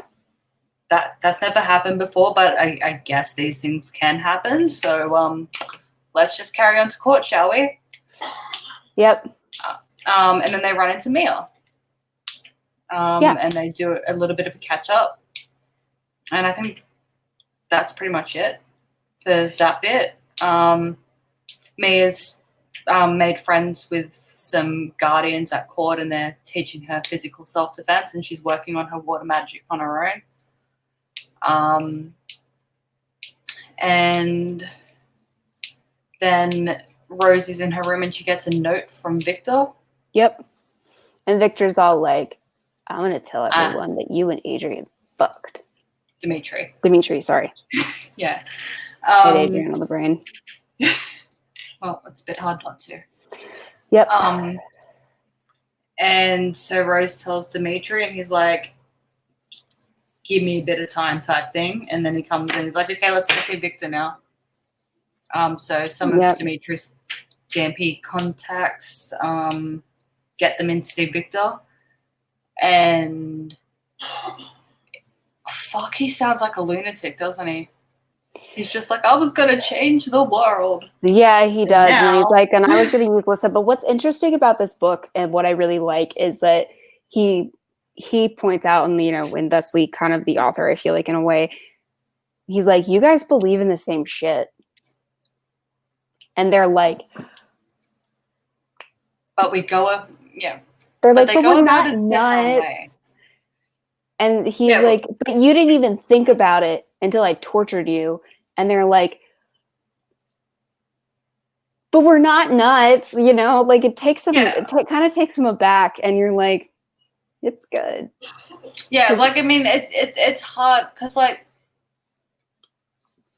it's natural when someone has tortured your best friend and then you vicariously through your best friend type thing.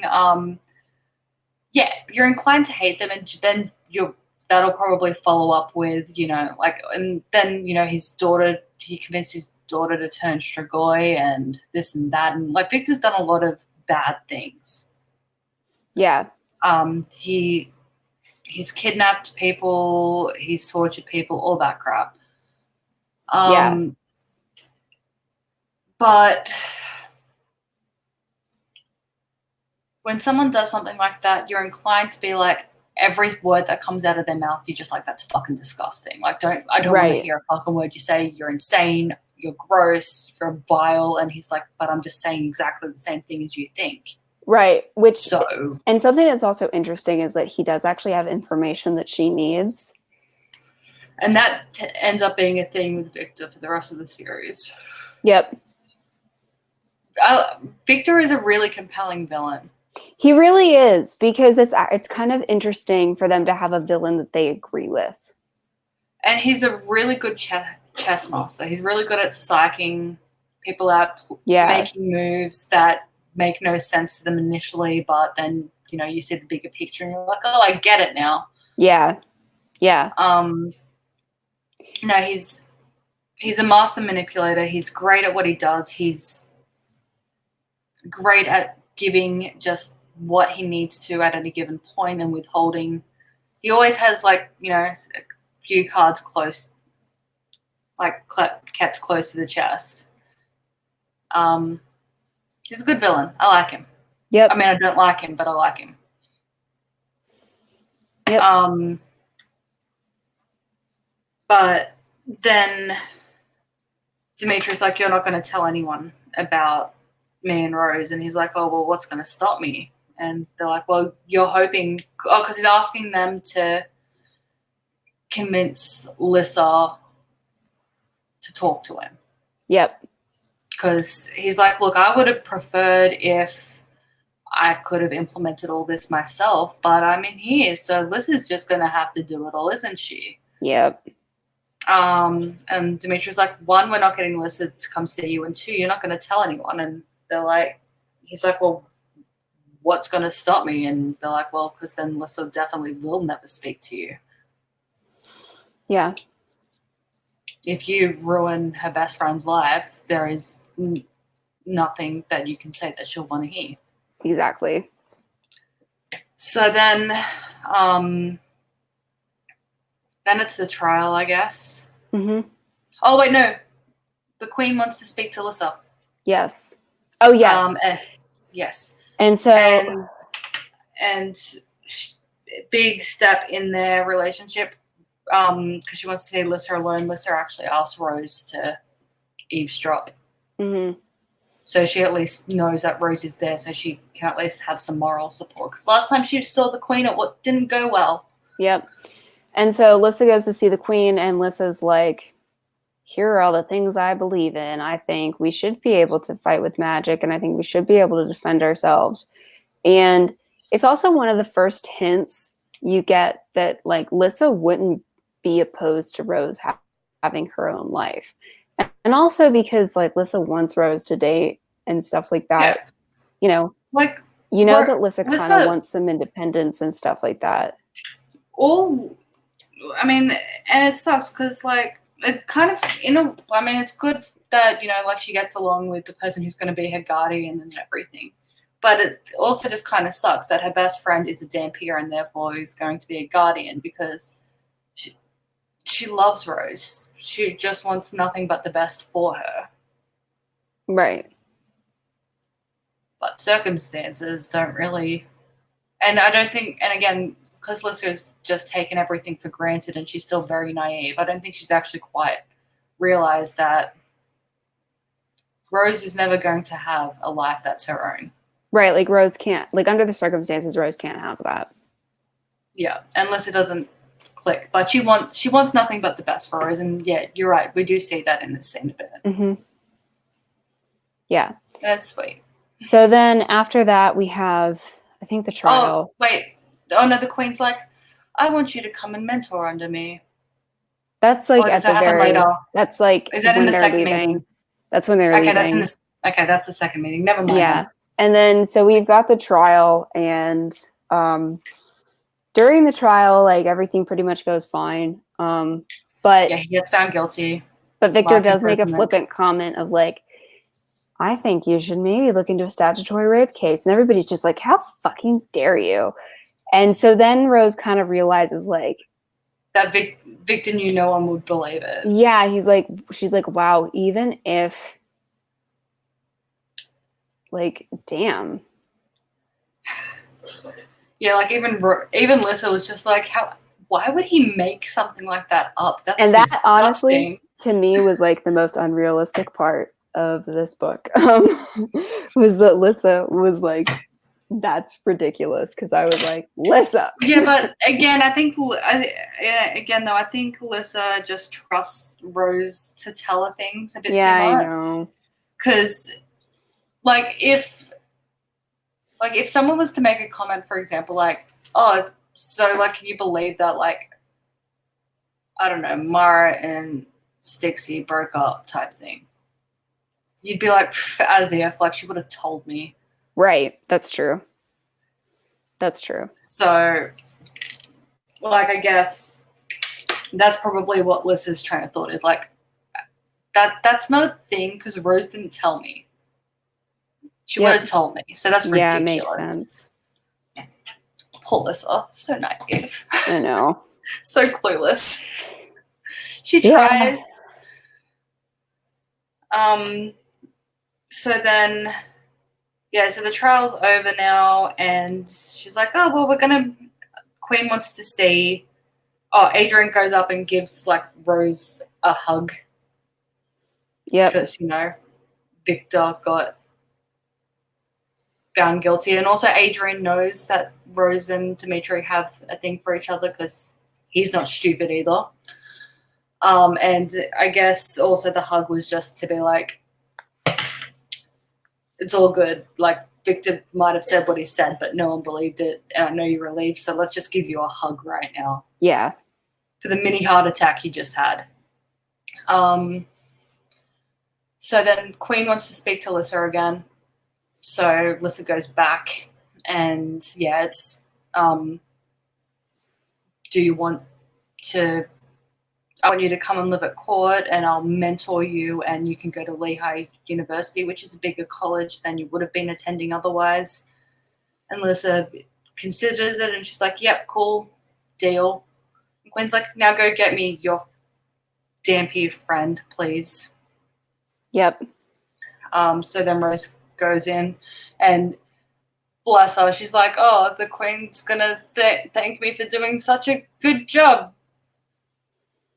And the Queen's like, how absolutely dare you sleep with my nephew? And she's like, excuse me? And the Queen's like, he's going to marry Lissa.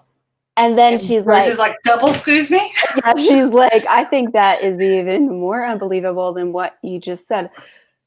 None of this is happening. Because then Rose is like, he's not going to marry Lissa because he wants me, but no, I do not want him. We're not sleeping together. But your plan's fucked because he doesn't want her, and she's with Christian. And she's like, Christian's not good enough for her. She's like, but he's royal. And she's like, he's the wrong kind of royal. Yep. He's the son of Strigoi kind of royal, and that is not cool for the last Dragomir. Yep. Soz. And so Rose lies because she doesn't want, because Christian's also already been showing signs of jealousy between, jealousy of Lissa and Adrian's relationship in regards to, because they're always talking and, working on spirit with each other. Yep. So Christian's already jealous of that, and Rose is like, I'm not adding to this clusterfuck. So, she just wanted to do a thumbs up to me. And Adrian's like, I don't buy that for a second, but cool. Yep. Adrian's like, that doesn't sound like great aunt grandmama. But okay. Whatever you say, kiddo. And he's like, that sounds like some bullshit. So then Lissa's like, I have a surprise, and Rose is like, okay, fine, we'll go do your surprise, and I won't pry into your mind because I'll let you surprise me. Yeah, and this is really fun. Yeah, so Lissa's taken them to the spa, and she's like booked them in for hectic massages, and Rose is like, I want a manicure. Yep. Lissa's like, why? And she's like, because it's the most useless thing I can think of, and that's what I want right now, something useless. I love it. And I get it, I understand Rose's rationale. She doesn't really get any luxuries or anything. Nail polish is pointless. Right. So that's something that she'll never really do for herself again. So she wants it, before her life is not hers anymore, or not because her life isn't completely hers right now, but it's still at least partly hers. So she wants to indulge while she can. So Lissa, being the good friend she is like, I demand a reschedule. So yeah, she gets her nails done and they get foot massages. And Rose assumes that her masseuse dude is a human because he's got like bite marks in his neck, but he's a dampier. And Rose is like, what the fuck, you're a guy. Yeah, he's like, how can you even be a blood whore? And he's like, well, you see, I get to wear nice shoes. This building is air conditioned. I get to massage pretty girls all day. And the high from the bite is actually kind of nice. And then he's like, and also I'm not gonna die, so. And I get to, and I'm not gonna get all destroyed from battling. I get to stay pretty. Yeah, he's like, oh, this is pretty sweet. And she's like, but don't people say mean things to you? And he's like, yeah, mostly you. And she's like, no. Yeah. And one thing I really like about this series as well is, like, you know, Ambrose is effectively a throwaway character, but he comes back time and again. And that's what this series does. They bring back the throwaway characters. Well, that's what you should do with your throwaway character. Like, not your throw, but see, the thing is, like, most people think of minor characters as characters like Christian and Lissa and things like that. And Eddie. Those are not minor characters. Those are major characters. Yeah. Minor characters are people like Ambrose and the Queen. And Jill. Throwaway characters. At the moment. Minor characters are people with names. If you're going to waste time naming people, they need to have some sort of significant, like, they need to mean something. There needs to be a reason why they're there. Whether it's because the fact that they're not there later shows a difference in setting and shows like a change in what's happened to the characters or whatever. But if they're named, they need to exist in the world because it adds color to the world. Because, like, the fact that they're not there later, like, and the fact that the characters are like, yeah, like, I never see this person anymore, and like they used to, you know, like, exist. That's a thing. Yeah.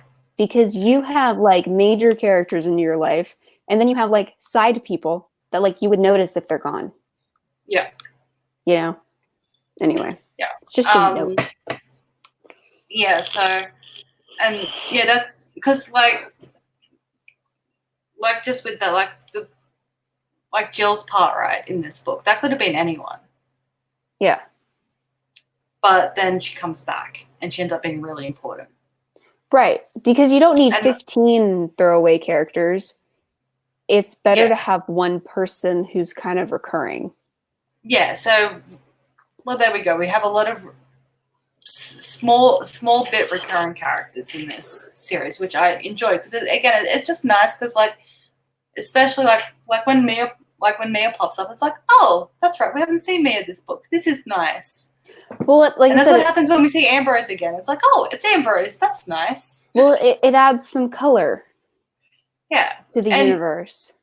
And you actually kind of care a little bit, I guess, when you see them again. Like, if you had like 15 people that, like, you know, all the small bits that Ambrose does, for example. Right. If you were like, and now this is Bob, and now he's saying a thing, and now this is Jack, and now he's saying a thing, you'd be like, you're just like, fuck, I'm so sick of Bob and Jack. But then you're like, Tom, and Harry. Ambrose again. Yeah, so it gives you like a little bit of a, oh, I missed him. Yeah, you're like, oh, he's back.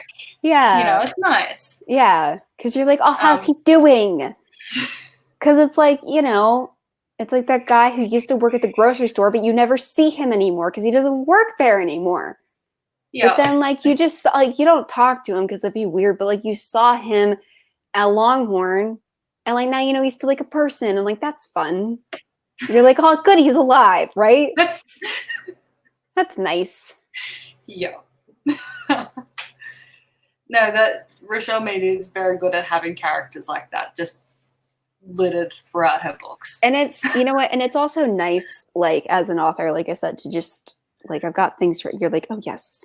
I'm like, I already do stuff like that, but it's also like, double check that you're still doing stuff like that, you know? Yeah. And then, I think like Rose makes a flippant comment of like, well, my future's already laid out for me. So like, what's the point of even thinking about it? He's like, are you sure it is? Why don't we go find out, shall we? Here's okay, this was one of my favorite parts, because I don't talk about this like ever, but I am so into tarot cards. I have a tarot collection. So whenever there is a tarot thing in media, in any kind of media, whether it's books or TV shows, I'm like, I'm ready to rip this apart and be angry. Because it's always some bullshit. Like, it's always wrong. It's always done incorrectly. And it always just pisses me off. And then it was all correct. Because, like, I pretty much at this point know what all the cards mean, like, off the top of my head. And before she said what they meant, I was like, it means this. And then it meant that. And I was like, ugh, she did it right. Yeah. I was so happy. I was like, yes, it's all correct. And I'm like a happy, I am a happy camper. And then she was also like this part specific to like my dad. And I was like, oh my God, she did it right. I'm happy. Yeah, because the big thing with like tarot as well is right, like, because she was just doing a simple 3-card draw type thing. Mm-hmm. So each card has their specific meaning, but it's also how they interact with each other that gives the reading. Exactly. Like, it's not like, okay, well, this card means journey, this card means death, and this card means blood. It's like, no, how did the three interact with each other? Yeah, like, how do they tell a story? And then also, like, and a lot of things go into that. So, and a lot of things are, like, deck specific. So, whether or not, like, the colors are, like, the same throughout the deck, or whether or not they're, like, complementary colors can mean something. Yep. Whether or not like the figures in each card are facing away from each other means stuff, like all of that kind of stuff. Yeah, and then also if the card's upside down, obviously, because that has an inverted meaning then. Yeah, and then some decks actually have like, some decks are not supposed to be read, like some of the decks have it where like, no, the cards are supposed to be read upside down. So like they've also, each deck has like its own specific stuff. Rules. Yeah. Yeah. And so the fact that it was done properly makes me happy. Because it's usually TV that gets it so horribly wrong. And it's always in TV. It's like, death. This means death. And I'm like, I'm going to stab myself in the eyeball. That's not what it means. Yeah, I also just love Rose's reaction to this whole thing, because it's like really, like, she hears Lys's one, because she does Lys's first, and Lys's is like, you know, that there's going to be a big change and you're going to adapt to it really well type thing, and this and that. And it's kind of like indicating what's actually going to, because one thing we do find out as the series goes on as well is this bitch is accurate. Like, she tells accurate fortunes. Mm-hmm. So it indicates what happens in the last book with Lyssa, her reading. And then Rose is just, you will kill that which was dead. And Rose is just like, I already knew that. And she's like, well, that's what the cards say. What do you want from me? Well, here's the thing too, though. Like, what I thought was fun. I was like, the thing is, like, she didn't know that, so that's how you know it's real. Sorry, I was just really excited. I love it when tarot cards are done correctly. It makes me so happy. Yeah, and then also the character is just fun as well, because she's Romani. Mm-hmm. And yeah, she's Maroi. She's Ambrose's aunt. There's lots of aunts in this series. Yeah. But yeah, she's Ambrose's aunt. Which actually kind of impressed Rose as well, initially, because that was found out beforehand. Because they go there because Lyssa thinks she could be a spirit user. But that impresses Rose a bit, because a lot of Maroi don't pay any attention to their Dampier relatives. Right. Because, you know, they're usually the result of a tawdry affair. Yeah. And they're filthy little half-breeds. Yeah, and then Demetri comes in. rocks up, and then he's like, all right, we gotta go. And then she's like, don't you want your fortune read? And then Rose expects him to be like, but he's actually like, yes, please, I would appreciate that. Yeah, and then she's like, bitch, what the fuck? And then and then hers is, yeah, his is, you will lose what you value most, so treasure it while you can. And I was like, Oh, and wait, before that, it was the wheel is always turning, which is also very important to remember. Yeah, she was like, the wheel is always turning. You're gonna lose what you treasure most, the value while you can. And like, when I heard his cards, like before she even said anything, I was like, huh. Yeah. I was like, that's one of those readings you get, and you're like, well, why'd I even ask? Yeah, and again, much to Rosa's surprise, Demetri doesn't just go, lol, okay, thanks, bye. He's just like, okay, thank you. He's like, so this is gonna be a bad month. Yeah, because he was like, he just seemed to like be contemplating what she said and then just like, respectfully thanked her and farewelled her. And Rose was like, you don't think it's like bullshit? And then he was like, no. No, my grandma was. And then we learn a lot about Demetri's family, and he's like, yeah, no, my mom would like want me to come home. And she's like, it's so wild. And she's. Yeah, because, he was like, look, my family have kind of, I guess, sexist views on, gender roles. They're like, look, they think that women, like the girls, should, go to school, become guardians, but then, once it's time to, start popping out the kids, retire and become a mother. And then she's like, so you can't come home. And he's like, actually, no. My mother would love it if I came home. So I don't get back there often enough. I miss them. Yeah. And then she's like, but fuck Siberia, right? And he's like, no. No, I like Siberia. It's beautiful. And she's like, okay. Yep. It's cute. And fortune teller woman is an A user, so no spirit there. So yes. It was sad. So they get back to the plane, and everything's fine. And then when they go back up in the air, wild migraine reappears, and it is so bad. Like she's screaming and like. Oh, it's not that bad yet. Well, like yeah. So it's migraine.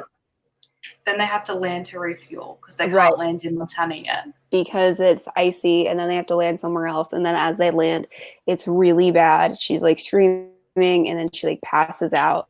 Yeah, and then she wakes up in the hospital. Well, she sees a bunch of dead people as well. She sees like the people that had died in the Strigoi attacks in the last book, and then she sees Lys's family, and then she passes out. Yeah. And then she wakes up and she's in the hospital wing at school. Yeah, it's bad news bears. Because then they're finally like, you can't lie to us. What's going on? And so then she tells them, like, I'm seeing ghosts. And then they're like, okay, we're going to go outside and have a chat about this. And so then she eavesdrops, and they're like, and the doctor is just like, she has PTSD. She has PTSD. How dare you not take this seriously? She should have been in counseling. And then Rose is like, I don't have PTSD. And then she's like, and you have to let me do like the guardian thing, the field training, because if I don't, I can't graduate. And so they settle on like half stuff. Yeah, she does graduate. But then they're also like, but you have to go to counseling. And then Demetri is like, we'll keep training as well. And then he's also like, and ma'am, why didn't I know about this? Yeah. And it's really cute as well, because when she actually finally tells them as well, like, part of it was also the narrator did a good job on this scene. Yeah. She just sounded so vulnerable when she told them. Yeah. But yeah, so the result is, she only does the field experience 3 days a week and no overnights instead of 6 days a week with overnights. Yep. Because I think they get Saturday night and Sunday off. Yeah. Which is, I honestly don't know how their days work. Like, is Sunday night their Sunday, or is Saturday night their Sunday? I'm not really sure. I think Sunday night would be their Sunday, so their Saturday night would be Sunday day. I think that would make the most sense, because the day starts on the Sunday.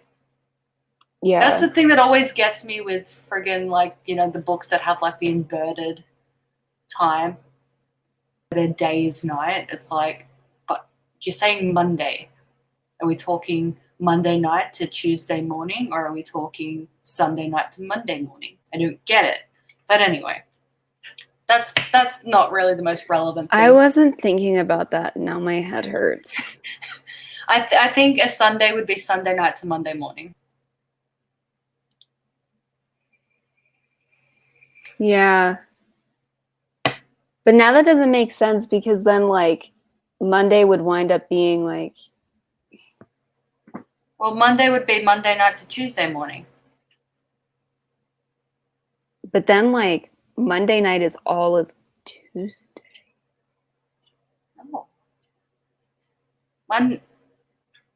Oh yeah, Monday night would be Tuesday, I guess, and Sunday night would be Monday. I hate this. Let's not talk about it ever again. Okay. I'm sorry. But anyway, regardless, so yeah, everyone else and then Rose up until this point had Sundays off. Whatever day that actually is. It doesn't matter. And yeah, so there's that. Yeah, so she's only doing three days, which are nights a week now. And she has to go to counseling. And her and Demetri are training on the days that she would have been doing field experience, but she's not doing anymore. And so she kind of just falls into this rhythm with doing that. And I think after a couple of days, she realizes that, no attacks have happened around her. Like none of the instructors have staged Strigoi attacks around her for a while. And she's kind of offended. Yeah, she's a bit miffed about that. She's like, oh my God, I swear to God. But then like once it finally happens, she does well. And so that's good. She does really well. And yeah, she because it also happens on a Sunday, which is a day off. Yeah. Like, which is everyone's day off. And so she's talking to this guy, like another student, like Dampier student on field experience, and he's been drinking, and she's like, are you drunk? And he's like, it's Sunday, I can do what I want, it's my day off. And then while fake Strigoi attack appears, and she takes out two of them and looks over, this guy's failing epically, so she just grabs him and tosses him aside. And then he's fighting Demetri, and her and Demetri have like this really long fight, and she ends up beating him, and everyone's super proud of her, especially Demetri. Yeah. And so yeah, they kind of start taking it seriously after that. Also, in the meantime, again, she's been going to therapy, and she gets really miffed with her therapist because her therapist always answers all of her questions with questions. I'd be miffed with this therapist too, to be honest. Yeah, but I think this is the kind of therapist that Rose needs. Yeah, I kind of agree. Rose isn't very introspective. I mean, she is to an extent, but also not about the things that she should really need to be introspective about. She won't challenge her own beliefs. No, even when they are contradictory. Right. Like, for example, like they do talk about her mother, and Rose is like, I hated my mother because she abandoned me, but I would have hated her if she had raised me. So I don't know. And she's like, well, you need to work out which value is more important to you, type thing. And she's like, stop making me question my brain, okay? Yeah, and then she makes her question like Demetri, and then she like forces she didn't force him, but that she like tells Adrian to compel her. Yeah. And Adrian, bless him, he could have so easily raped her, and he didn't. Yeah. Good boy, Adrian. He was like, but make me want to. Yeah. I want you to make me want to kiss you, but don't actually kiss me. And he's like, okay. He could have at least gone for a sneaky kiss. Yeah. But he didn't. He didn't. Which is nice. I like Adrian. It's really bad that I'm saying that immediately after being like, he could have raped her and didn't. Yay, him.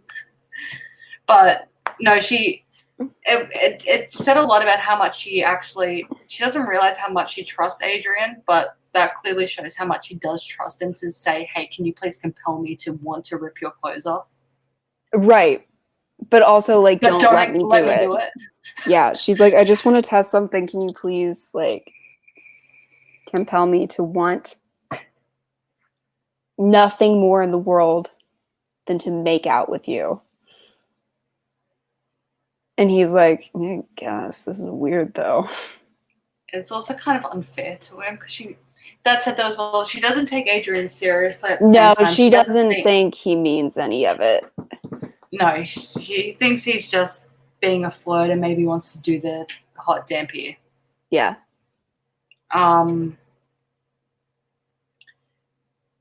So then that happens. I can't.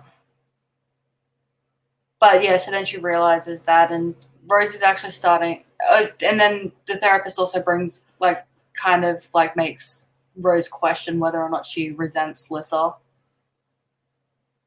Because they're talking about college and everything, and she's like, "Well, what classes are you going to take if you go to Lehigh?" And she's like, "Oh, well, whatever Lissa's taking." She's like, "Well, do you want to?" And she's like, "Doesn't matter what I want." And she goes, "Does that make you angry?"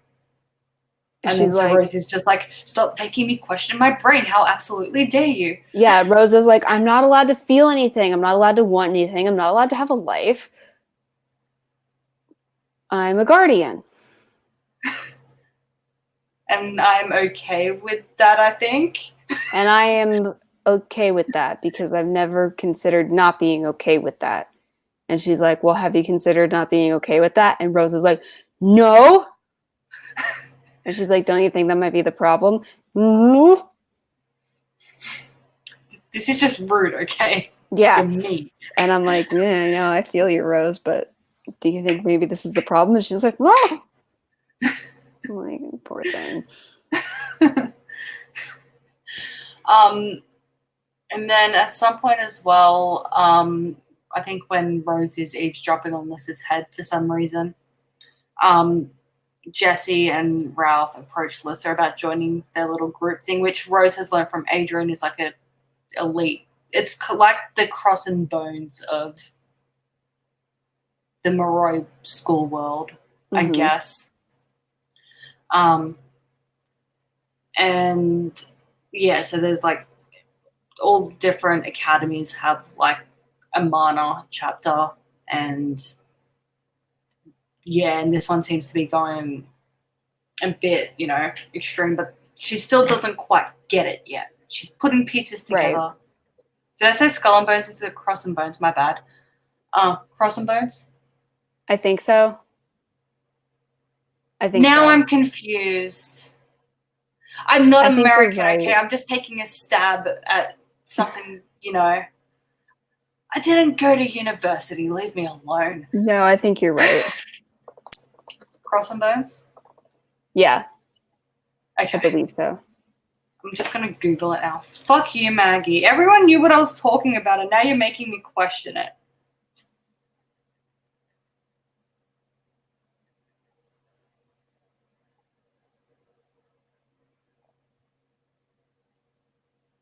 Yeah, I believe so.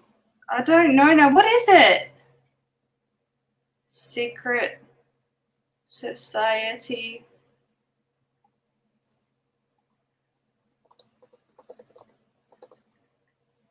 Because when I look up Cross and Bones, it's just... No, it was Skull and Bones. Fuck yeah. Okay. Or maybe he wasn't actually questioning if I got it right. Maybe he just didn't know what it's called. Or what I was referring to. Never mind.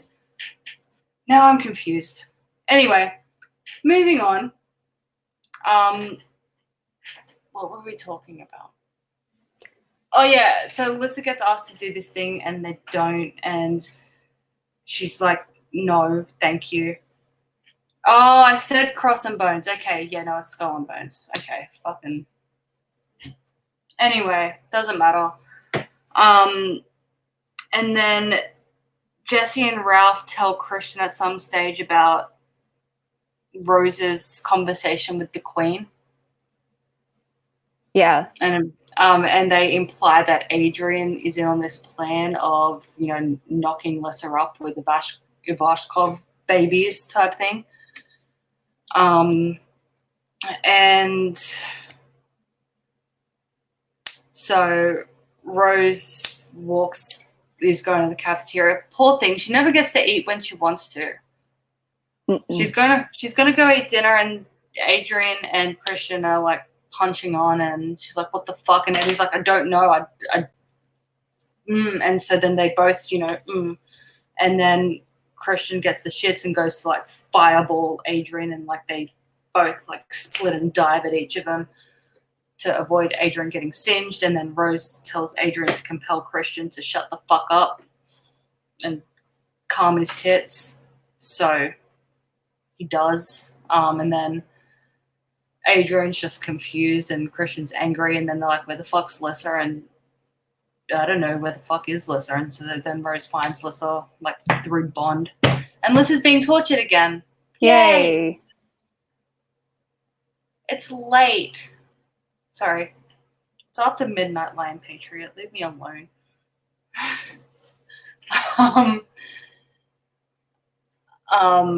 And so Rose, hauls ass over to there, and Lissa's being tortured by the mana.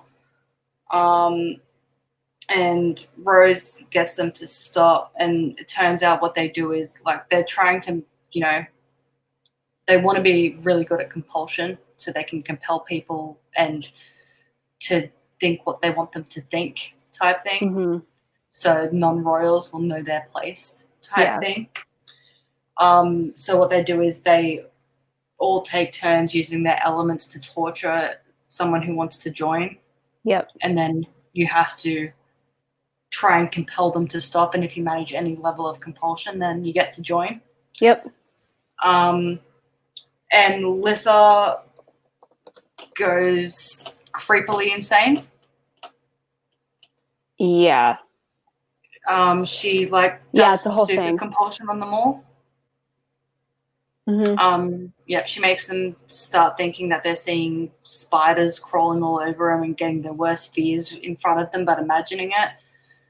Yeah. And Rose, by this stage, has clicked onto the fact that she can take Lissa's darkness from her. Right. So she's like, give it to me. And Rose kind of forces it from her. And so then Rose starts going insane and starts beating the fuck out of Jesse. Right. Yeah, because Rose is like, I'm going to take it over. Because, at this point, she knows that she can do it. And you're kind of like, oh, shit. So she makes the conscious decision to do it. And then she's not prepared. And, she's not ready. And it is, the worst that it's ever been for Rose when this happens. Yeah, because I think it was the worst it's been for Lissa. In the past, as bad as it's gotten for Lissa, she's only ever hurt herself. She's never hurt anyone else. Right. But this was it was OTT, okay? It was bad. Yeah. And then Eddie comes, but running up and crash tackles Rose off of Jesse, and then, other, Guardians are there, and Demetri's there, and they're all, trying to stop her from attacking the fuck out of Jesse. And then she sees Lissa, with Jesse trying to help him, which just pisses Rose off even more.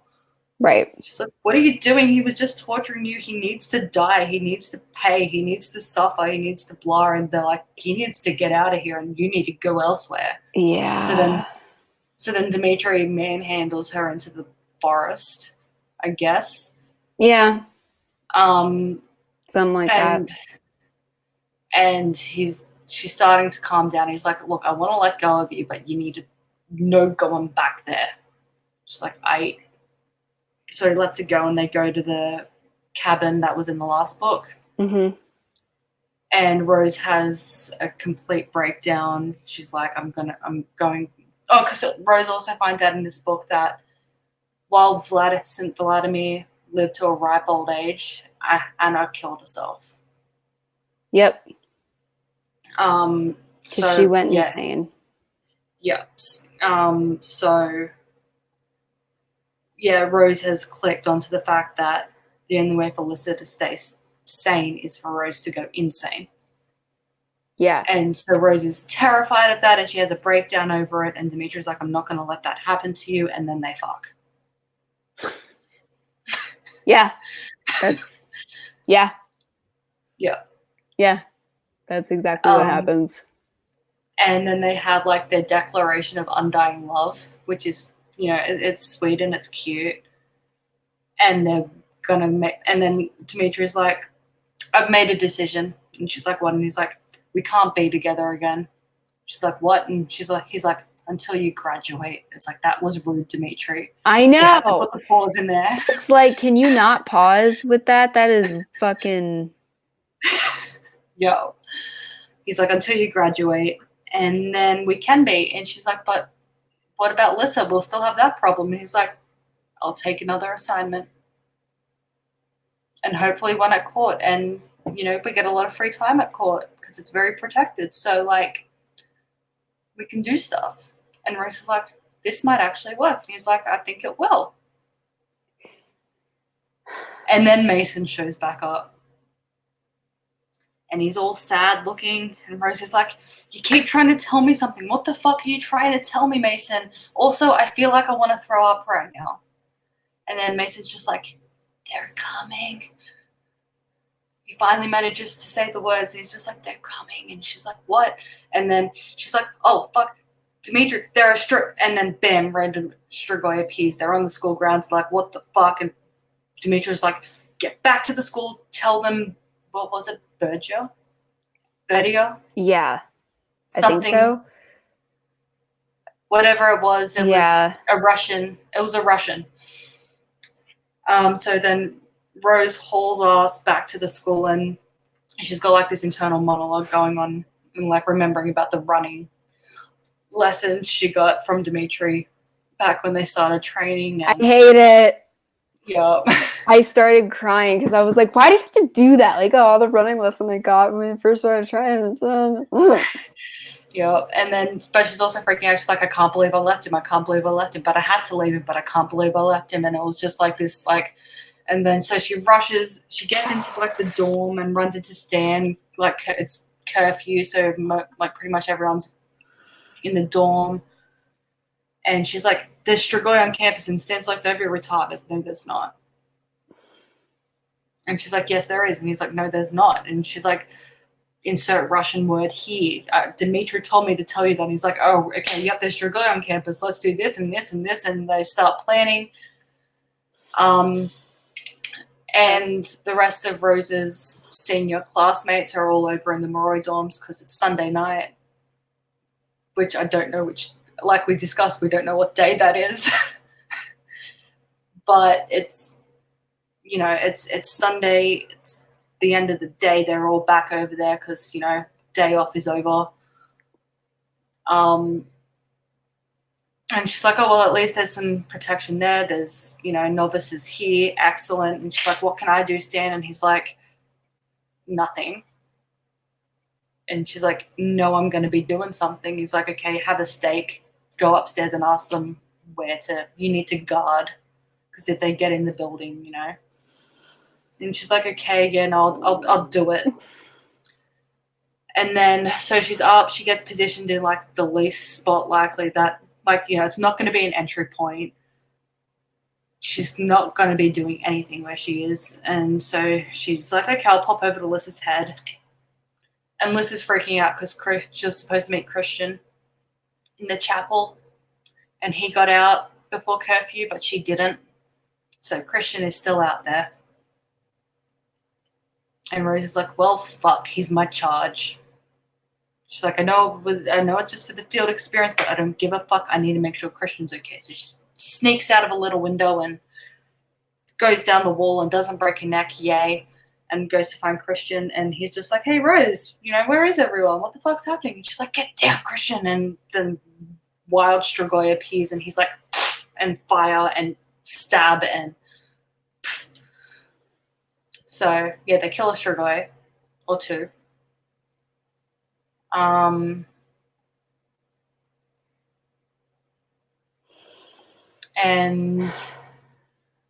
then they're like, oh, Rose, I think Rose is like, okay, let's go back to the church because the Strigoi can't get in there. And he's like, don't you think we could, you know, go and kill some? I think we make a good team. And she's like, I'm going to get in so much trouble, but yes, let's go. Okay. It's okay. Nothing bad happens yet. Mm. Or nothing bad happens to anyone we care about yet. So yeah, they go over to the middle school campus because the Moroi kids over there don't have an extra layer of protection like the Moroi at the upper school campus do. Yeah. So they go over there because that's where the easiest pickings are. And they fight and they fight and they fight until there's no one left to fight because the sun's coming up.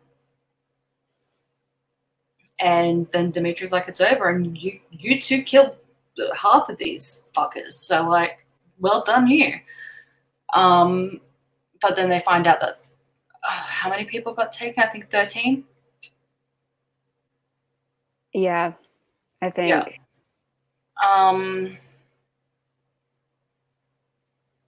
So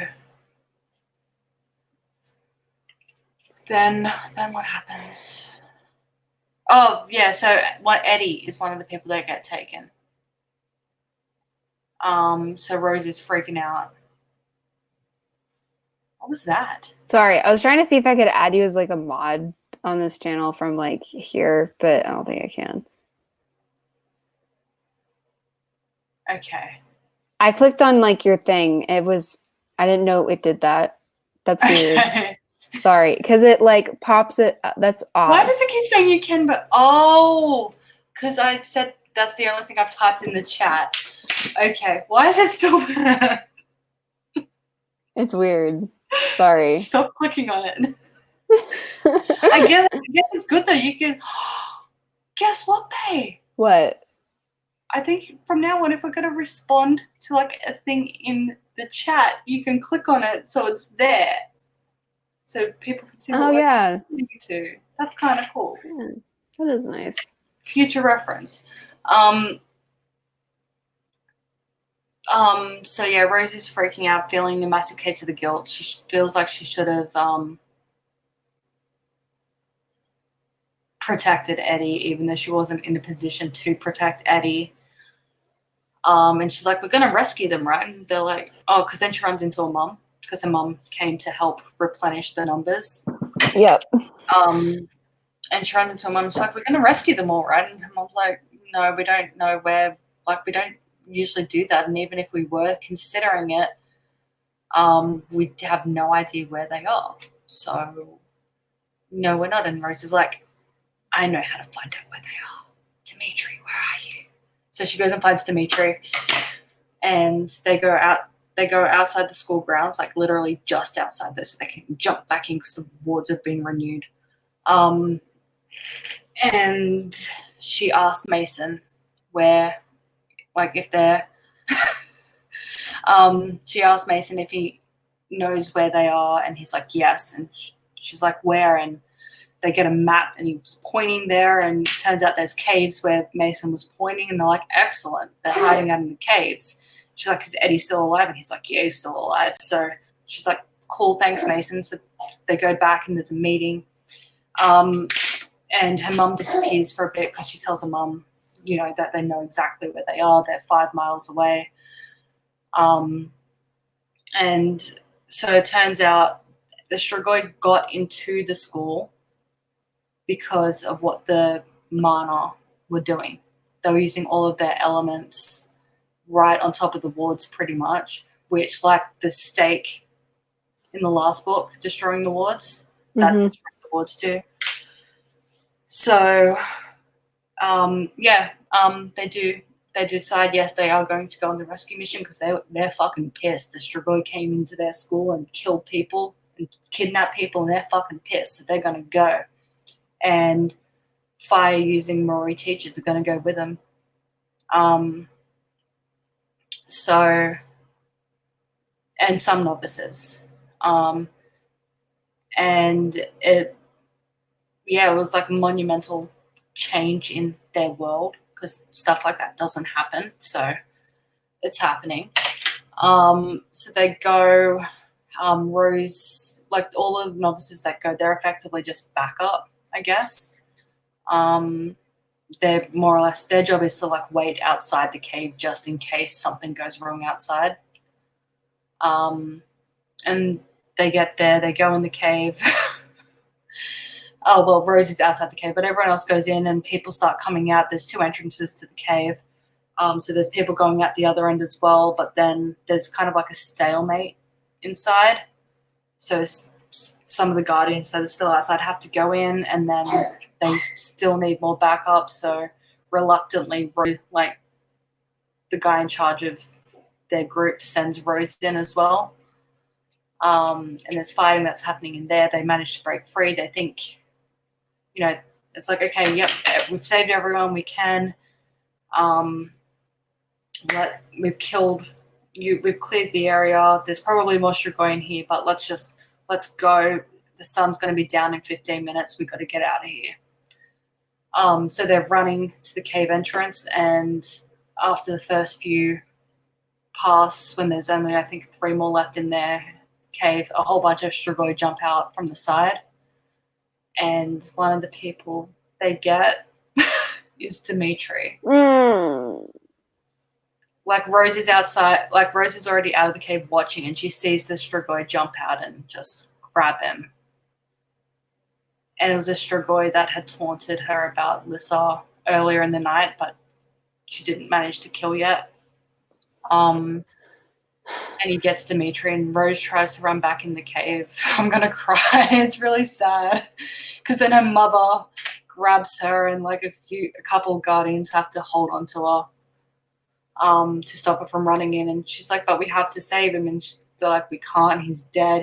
And she's like, he can't be dead. And then her mum has to slap her to get her to stop and realize we need to go. So Rose finally accepts it, and they run back, and then it's really sad. I'm sorry. It's so sad. Like, it is. I was sobbing. Me too. Like, I'm getting choked up So right am now. I. Like, I don't want to talk about it because it is like the saddest thing. Like, I know it gets fixed eventually, but still. But like, when I first read this, I didn't know it was gonna get, because like I didn't see a way out, okay? And I was just like, you whole ass did that, you know? Like, I was like, I'm not okay. I'm not okay. Yeah. No, it's not cool. It's very sad. So Rose gets back to the school. And I actually don't remember how it gets fixed. And well, okay, that makes me less sad. Thank you. Yes, thank you. And so Rose, Liz is calling Rose through the bond, and Rose is just like, I fucking can't right now. So she goes and hides in like the back corner of the church and just ends up falling asleep after, sobbing uncontrollably for a while. And then she gets woken up with, like, Liz finds her and shakes her awake, and Rose is like, because more or less now they're just waiting for this sun to come back up so they can go and collect their dead. Because the Strigoi aren't going to stick around, like, they'll be slaughtered. They know that, because they'll go back with more, and obviously. And Rose sees Lissa, and she gets super duper excited, and she's like, oh my, Lissa's like, I heard about Demetri, I'm so sorry. And then Rose gets really excited, and she's like, you can save him. You can save him, right? Like, and Lissa's like, no, I can't. And then I'm going to cry again. Because this was just so heartbreaking. Like, I do everything for you. I've given up everything for you, and you won't do this for me. And then Lissa gets it. She finally clicks that Rose is in love with Demetri. And Lissa is just like, I'm so sorry, but I can't. Even if I was willing to, I don't think I would be able to. She's like, but I can't pick and choose who to save. I can't. And so Rose is pissed. Rose is pissed at Lissa. I think Alyssa did make the right call, regardless. I don't. Well, especially considering what happens next book, she I definitely made the right know. call. I get it. But I so. I know. But it is a moot point, though. She wouldn't have been able to save him even if she did, like, even if he, they brought his body back, she wouldn't have been able to save him. Yeah, that's not how it works. But still. Yeah. Because Rose is just like, you're not even willing to try it. And I'm like, yeah. Like, but just, and again, I think a good part of, like, reading it as well, like, the narrator read this exactly how I read it. Right. But, like, just the pain in her voice, like, I do everything for you and you won't do this for me, that line kills me. Yeah, because she's like, I have no life, bitch. And then Lissa's like, oh, shit. Yeah. So then Rose wants to go back on the mission to collect the bodies, but she's not allowed to, but she does get permission to, wait where they're going to be coming back. And so then all the bodies come back, and I think Liz is with her. I think Rose accepts her comfort even though she's hurt. But then Demetri's not there, like, because her mum went, and her mum's like Demetri's body doesn't come back, and she's like, is Demetri back there? Is he okay? Where is he? And mum's like, he wasn't there. And it clicks with Rose that there's only one way that he wouldn't be there, because the Strigoi aren't going to carry a dead body away. Uh-oh. Wait, no, there we go. Sorry, I froze for a sec. And Yep. so she runs, but she's still kind of like holding out hope that maybe they didn't kill him and they've taken him for food, so he could still be alive. And so she runs outside to talk to Mason again, because Ghost Mason is super helpful. Yes, it is very helpful to have an all-knowing ghost. Yeah, and she's Now, like, thinking of Alyssa's head and having a ghost around, two very helpful things, not going to lie. what was that, sorry? I said being able to jump into Alyssa's head and then having a ghost around. Yep, and having a handy Strigoi detector, because Rose also discovers she gets nauseous when there's Strigoi nearby. Yep. Also, if you start echoing, let me know. I've just had to charge my headphones, but if, like, you start hearing an echo, I'll go and grab the unicorn headphones. Okay. Which I don't want to wear. So she goes outside and she's like, Mason, is Demetri alive? And he's like, no. And she's like, is he dead? And he's like, no. She's like, is he Strigoi? And he's like, yeah, he's Strigoi. Soz.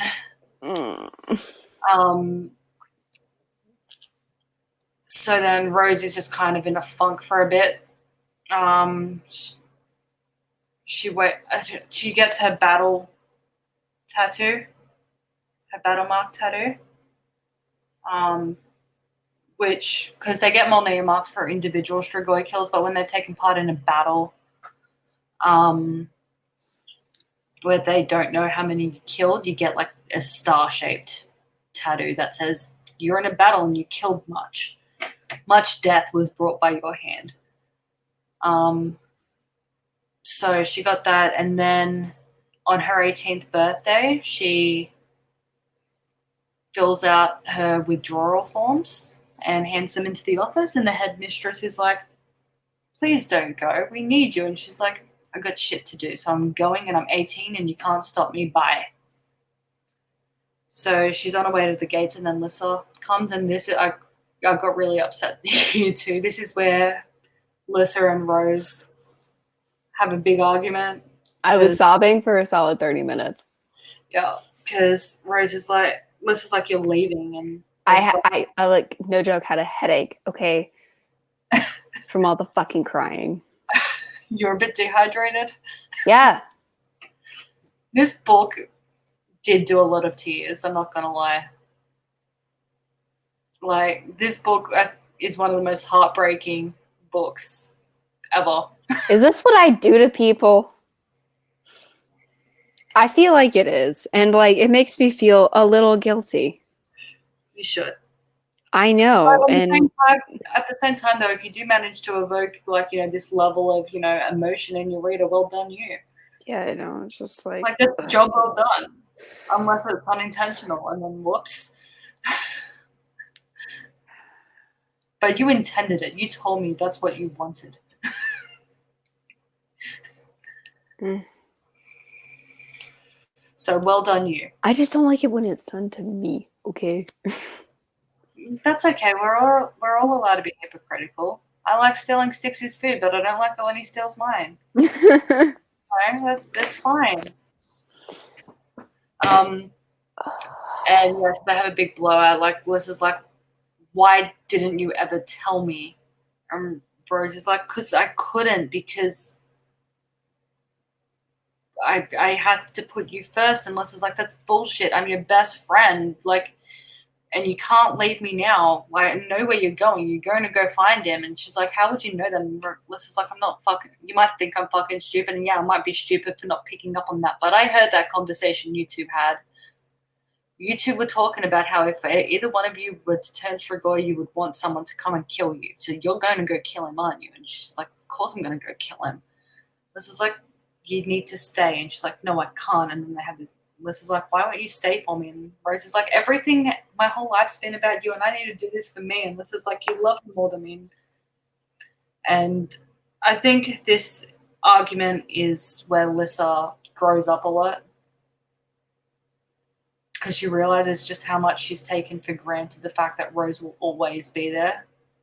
And then Rose is like, I can't be there anymore. There's something I need to do for me and for him, and you'll be fine here without me. He won't be. So I have to go. And she gives Lissa back her Sharky because that's for a Dragon Guardian, and Rose is like, give it back to me when I come back. And they leave, and then Rose says goodbye to Mason because he's moving on now. And then she goes off to kill the man I love. I mean, she won't. She tried. She almost succeeded, but it's a good thing she didn't. But I am dead inside. I reread this series like a few months back, I think, which is why it was like, oh, we should do it for book club, Yeah. Like, I think I told you, and you were like, ah, and I was like, ah, and I was like, ah, Yeah. So, like, even with the series still relatively fresh in my mind, because I only read it like 4 or 5 months ago or something, it just doesn't get less heartbreak. Like, I've read this series probably about 8 times. Maybe more. Yeah, no, this is rough. And I never not cry. I never not sob. Like, I probably sob more each time because I remember what's going to happen more each time. Right, because like you start pre-sobbing, I feel like the more you read this book, like the more you're going to cry every time. I feel like on your 100th read through, you would just be sobbing for like the entire 5 hours. You see that it's going to come to the point where I'm just going to like just see the cover and start crying. Yeah, I know. You're just like, that. But that is one thing I love about this series. Again, we're so used to trashy crap YA that you could just expect it for the genre. Yep. This is good. So it sucks that you have to be like, it might be YA, but it's good YA. It's like, no, like this is how YA is supposed to be. Well, because I think it's also easy to forget that like there are plenty of adult books that suck too. Like something being an adult book doesn't mean that it's well written, well structured, that the characters are good, that they go through any kind of development, that they're at all consistent or anything like that. Like it's generally true that it's more solid typically. But also I think characters being handled this well is actually rare in any book. Yeah. And I do remember that there are, I think, from the top of my head, I think 2 continuity errors, like big ones Mm-hmm. in the series. One happens in this series, one happens in Bloodlines, but they both refer back to something that happened in this book and the last book. But I can forgive them because the rest of everything is like, mwah. Yeah, like, look, mistakes happen. Yeah. And mistakes just are not a big deal. Yeah. Like, genuinely, they're not a big deal. As long as it's, again, I can only think of 2 in 12 books, taking into account both series. 12 books, I can think of 2 big continuity errors. Yep. House of Night, I think I lost track in the first book how many there were. Well, in the last book, especially, like, it was like every time one of the, the new House of Night got brought up, it was different. Yeah. Every time. It's the same damn book. Yeah, so if in 12 books, you've only got, and probably the main reason why I picked up on it is because I've reread the book so many times. Right. Well, because when the books are good, you're not looking to CinemaSins it, So if I can only think of 2, and I think I only noticed 2 on my last, listen through. In 12 books, and they're not short books. Mm-mm. Like I think they're each around 11 hours on single speed, give or take an hour. That's pretty good. 2 and 12. So well done, Richelle. Yep. But anyway, so our next one is, let me look at my calendar. Tuesday, I believe. Yes. And we are doing Tuesday. Wow. House of Night. Yes. So Addie will be joining us. She will. And so that's what we'll be doing. And then the next one will be on Saturday, sorry. And we will be doing the next full-length House of Night book. Yay! Yippee! You can just feel the enthusiasm.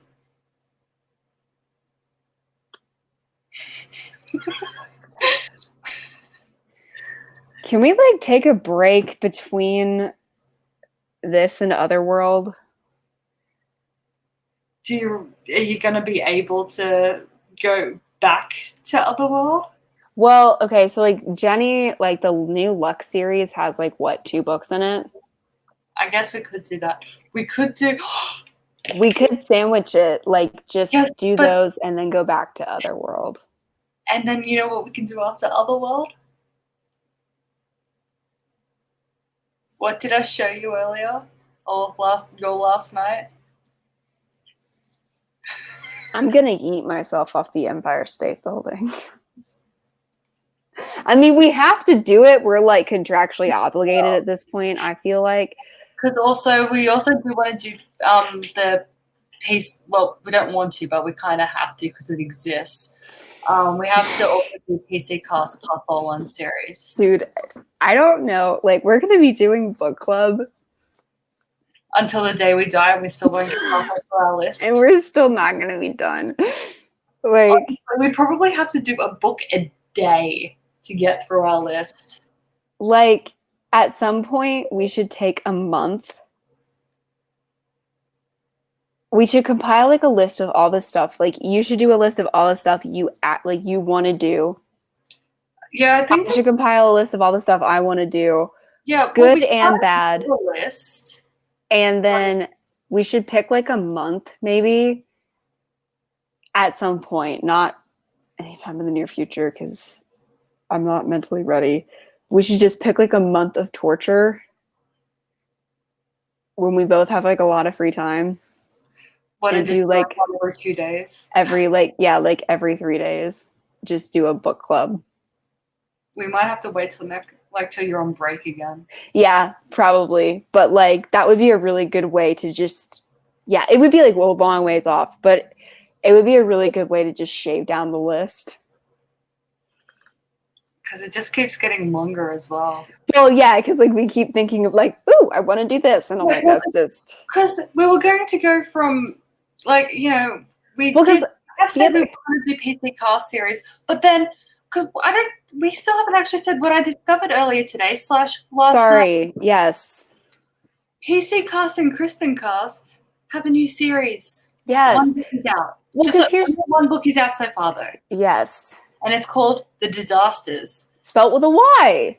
Wait. Well, here's You know how you made my comment come up before? yes. Give me a second. Here's the problem with authors, right? There They you go. write Click new on that. they write new books. That is the name of the new series. And I hate it. You know what? I actually didn't know what it was called until you explained that like they had swapped the Y with the I. I'm just assuming. So an autobiography. Oh my God, Maggie. So when I first read the title, I was like, oh, the Dyza sisters. Because I didn't know what was happening. Well, because when I sent it to you as well, though, like I just sent you the book cover. I had the luxury of having it written in normal font, right? So I saw that. So I was just like, oh, it's The Disasters, but with a Y. Yeah. Well, you see, the thing about authors, and the reason why our list keeps getting longer, is that authors like write new books. And generally our cringe series authors, they write a lot of books. They write so much faster, which is why their books are bad, than good authors. But even like the good authors write, you know, once a year, and our list of good authors is very long. And so they write once a year. So we have this long list of good authors that we haven't even started, and then the short list of bad authors, but they're pumping out books like that. And so we're like, oh. And yeah, so, yeah, it's a mess. I'm pretty sure like the Covenant series was, I think, Jenny's first series from memory. And it started in like 2011. And now she has about like, I think, 9 different series. And I'm like, how? Like, and I'm not saying like, you know, 9 different series that has like 1 or 2 books. No. I'm saying like 9 series that has like 4, 5, 6, 7, 8 books. The only reason why I've written 4 books is because because Addie is writing Blackwoods with me. Otherwise, there's no way in hell I'd have that many books written. And also, like, I remember how, like, your world building for, like, the Rosie series, Mm-hmm. it took months before you even started to do your outline. Yeah. Or put a lot of thought. Maybe you had, like, a basic outline. I don't know.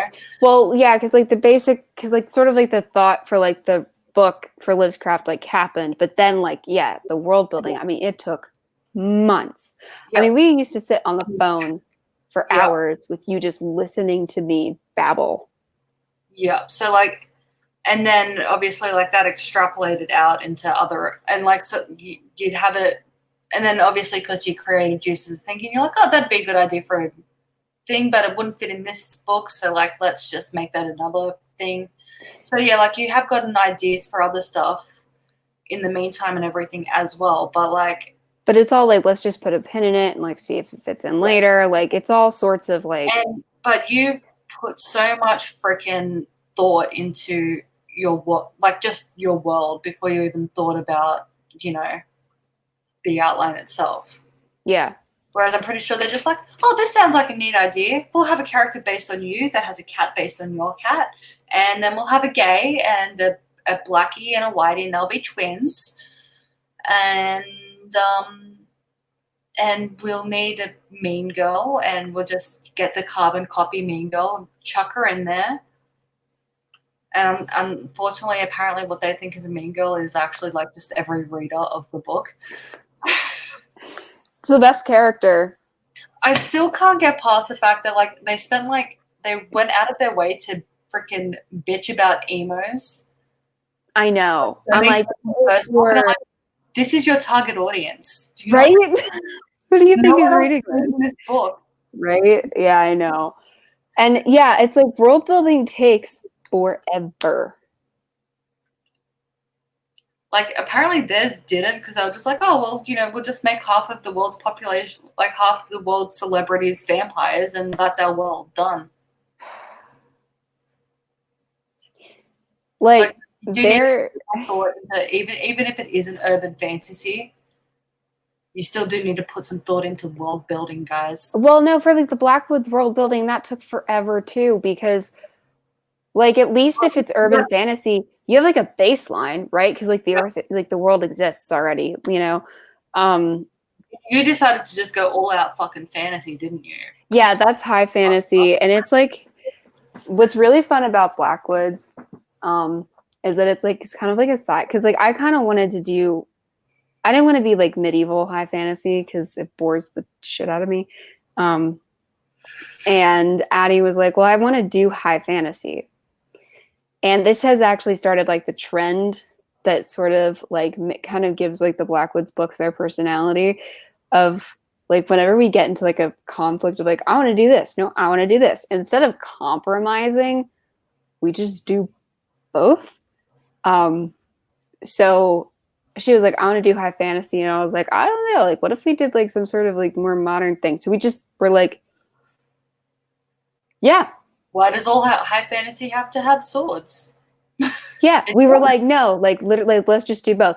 So it's like high fantasy, but with like monorails and cell phones and like doctors and so it's like kind of like a mashup of urban and high. Sort of. It's sort of like you're sitting there like, what era are we in? And we're like, it's not Earth. Don't worry about it. And but like I also, because I'm in, also being a history major really helped with this, because I actually even talked to my professors about this because I was taking a history of science and technology class at the time. So I actually asked him about this and about like the logistics of it, and like we've really thought about like the entire world and about like superpower dynamics and like how all of that works, and how like the differences in like geography would influence like what happens when, and exactly what modes of transportation would be at like what parts of the world, and like et cetera, and like all that kind of stuff, and like also the transfer of technology and like culture swapping and all of, it's very complicated. Yeah. So I'm not going to say like we did it perfectly, but we took all of that into account the best we could, but also without making it so convoluted that you're just like, oh my God, shut the fuck up. Right. And then we also just had fun with it, because we were like, it would be fun to have 2 suns and 3 moons. Fuck it. And she was like, don't we have to think about the astronomy? I was like, or we could just be like, it works and don't worry about it. It's a fantasy book. Yeah. But we've had like so much fun with the world building and thinking about like the architecture in like different parts of the world and stuff like that. Because also something that I've noticed with high fantasy books is that it's usually like one biome and that's it. And there's no like variation between like locations, and climates and stuff. Also, they're in the southern hemisphere. Because it's the best hemisphere. Yeah, I put them in the southern hemisphere because it made me happy. I was like, I'm just gonna do it this way. But it was a lot of fun. We had like a lot of fun with the world building and really thinking about it. And yeah, but all that stuff takes so much time. And also like culture and cultural differences and like, why is it that way? And all that takes so much time. And yeah, it's like, it's really frustrating to read books. And it's like, did you even think about it? Like any of the implications of any of this? Yeah, well, like that's the thing. Like Vampire Academy, for example, wouldn't have taken a shit ton of world building. It wouldn't have. But the world building she did do is solid. Yeah. like, because pretty much, like, I mean, like, yeah, like, individual pieces of it, like, you know, like, if I were to list everything she would have had to take into account, it's a lot. But there's a lot behind the scenes that you're not well. seeing in the book. Yeah.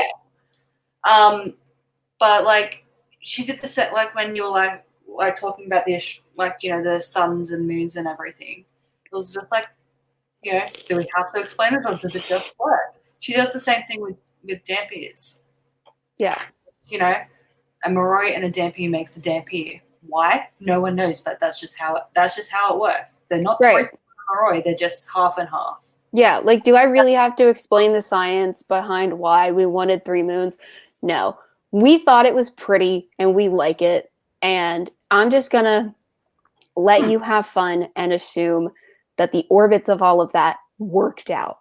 Yeah, like sometimes it is relevant to the story to bring this, like for example, a series that has werewolves or whatnot. Like we'll go Mercy Thompson. We don't. No one is sitting there going. I mean, like you might have it as an abstract thought, but it doesn't really bother you that you don't know how vampires became vampires or how werewolves became werewolves. Because it doesn't really matter. Yeah, you don't care. You just, the only important thing of how that happens is how they made now. You get a bite, you know, or a scratch or a maul, and you may or may not become one type thing. Yeah. I mean, Patricia Briggs probably knows. Quite possibly, yeah. But, or maybe she doesn't. But it's also not relevant to the story. Right. But then like, in the Shifters series, then in the Shifters series, though, they actually end up discovering why some people that are scratched by the werecats, some of them become strays and some of them don't. Yeah. Because it's important. Because it was relevant to the story to bring up what they discovered. Exactly. And world building has a lot of subtleties because the behind the scenes stuff is a bitch. In the Rosieverse. That was a bitch. You know this. Is so beyond extensive. It's not even funny. We could start listing everything and we'd be here for a week. Well, I think you might be one of the only people that actually knows everything. And that's not because like there are people in my life that I'm not willing to tell. It's because when I actually sat down with Addie and told her, because like when she was like helping me, kind of like listening to me like with Elder and with Yorda, I had to tell her all of that. It took us 3 weeks of me talking to her to even like get through all the backstory and the world building I had done.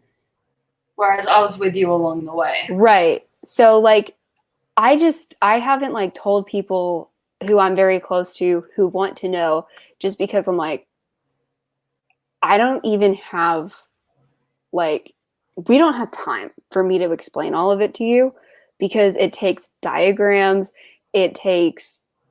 It's going to take us weeks. It's going to take several sessions. It's like an entire like sleeve tattoo. Okay. It takes 5-6 hour sessions for me to like explain all of it to you. Because there is so much stuff and there are so many moving parts to this. Yeah. And because then there are also a lot of ideas where it's like, well, this could be a thing. And then it just didn't fit or it didn't work or you thought of something better. And yeah. But then you took a couple of ideas from that idea or you made them into something else or a new series or so many different, like honestly, when you world build, like when someone's world building, they probably, if their first instincts are like absolutely fucking brilliant, they might use 60%. Yeah. Well, it was also funny because like there was a situation where I had like a first thought and then I was like, no. And then I was like running around in circles. And then you were like, wasn't your first thought this? And I was like, oh yeah, I'm going to do that. that would fit. That was better. And then there was like for Elder, there was a very specific idea that I was like glued to. I was freaking married to it. And I could not outline the damn book. And then I was like, what if I just kicked that idea to the curb? And then I outlined the book. And I was Yeah, like, huh. So sometimes an idea, because that's the thing as well, sometimes you'll have a really, really good idea that you really want to use. And that's where a lot of authors get stuck as well, because it doesn't fit into the story, but they want it. They want to use it. It's just like, why not write a different book for that idea? Right, because it's like you can always put a pin in it and use it later. Like, it's not like it's a dead idea. It just doesn't fit in this book. It doesn't make any goddamn sense. To put it here. Anyway, it's a lot. Yeah. Which also reminds me I do have stuff to tell you. So we have to be off the air. Okay. Well, it's been a very long stream. Yes, it has. But yeah, so Tuesday. Yes, Tuesday. We will be talking about Lenobia's Vow with Addie. And It's a novella. Also, Blackwood's The Blades of Redwater, signed copies, and you can also pre-order on Amazon, so go do that. The cover is very pretty, Yes. and you guys should go grab it. So, thank you guys so much for watching, and we will see you guys on Tuesday. Bye, guys. Bye.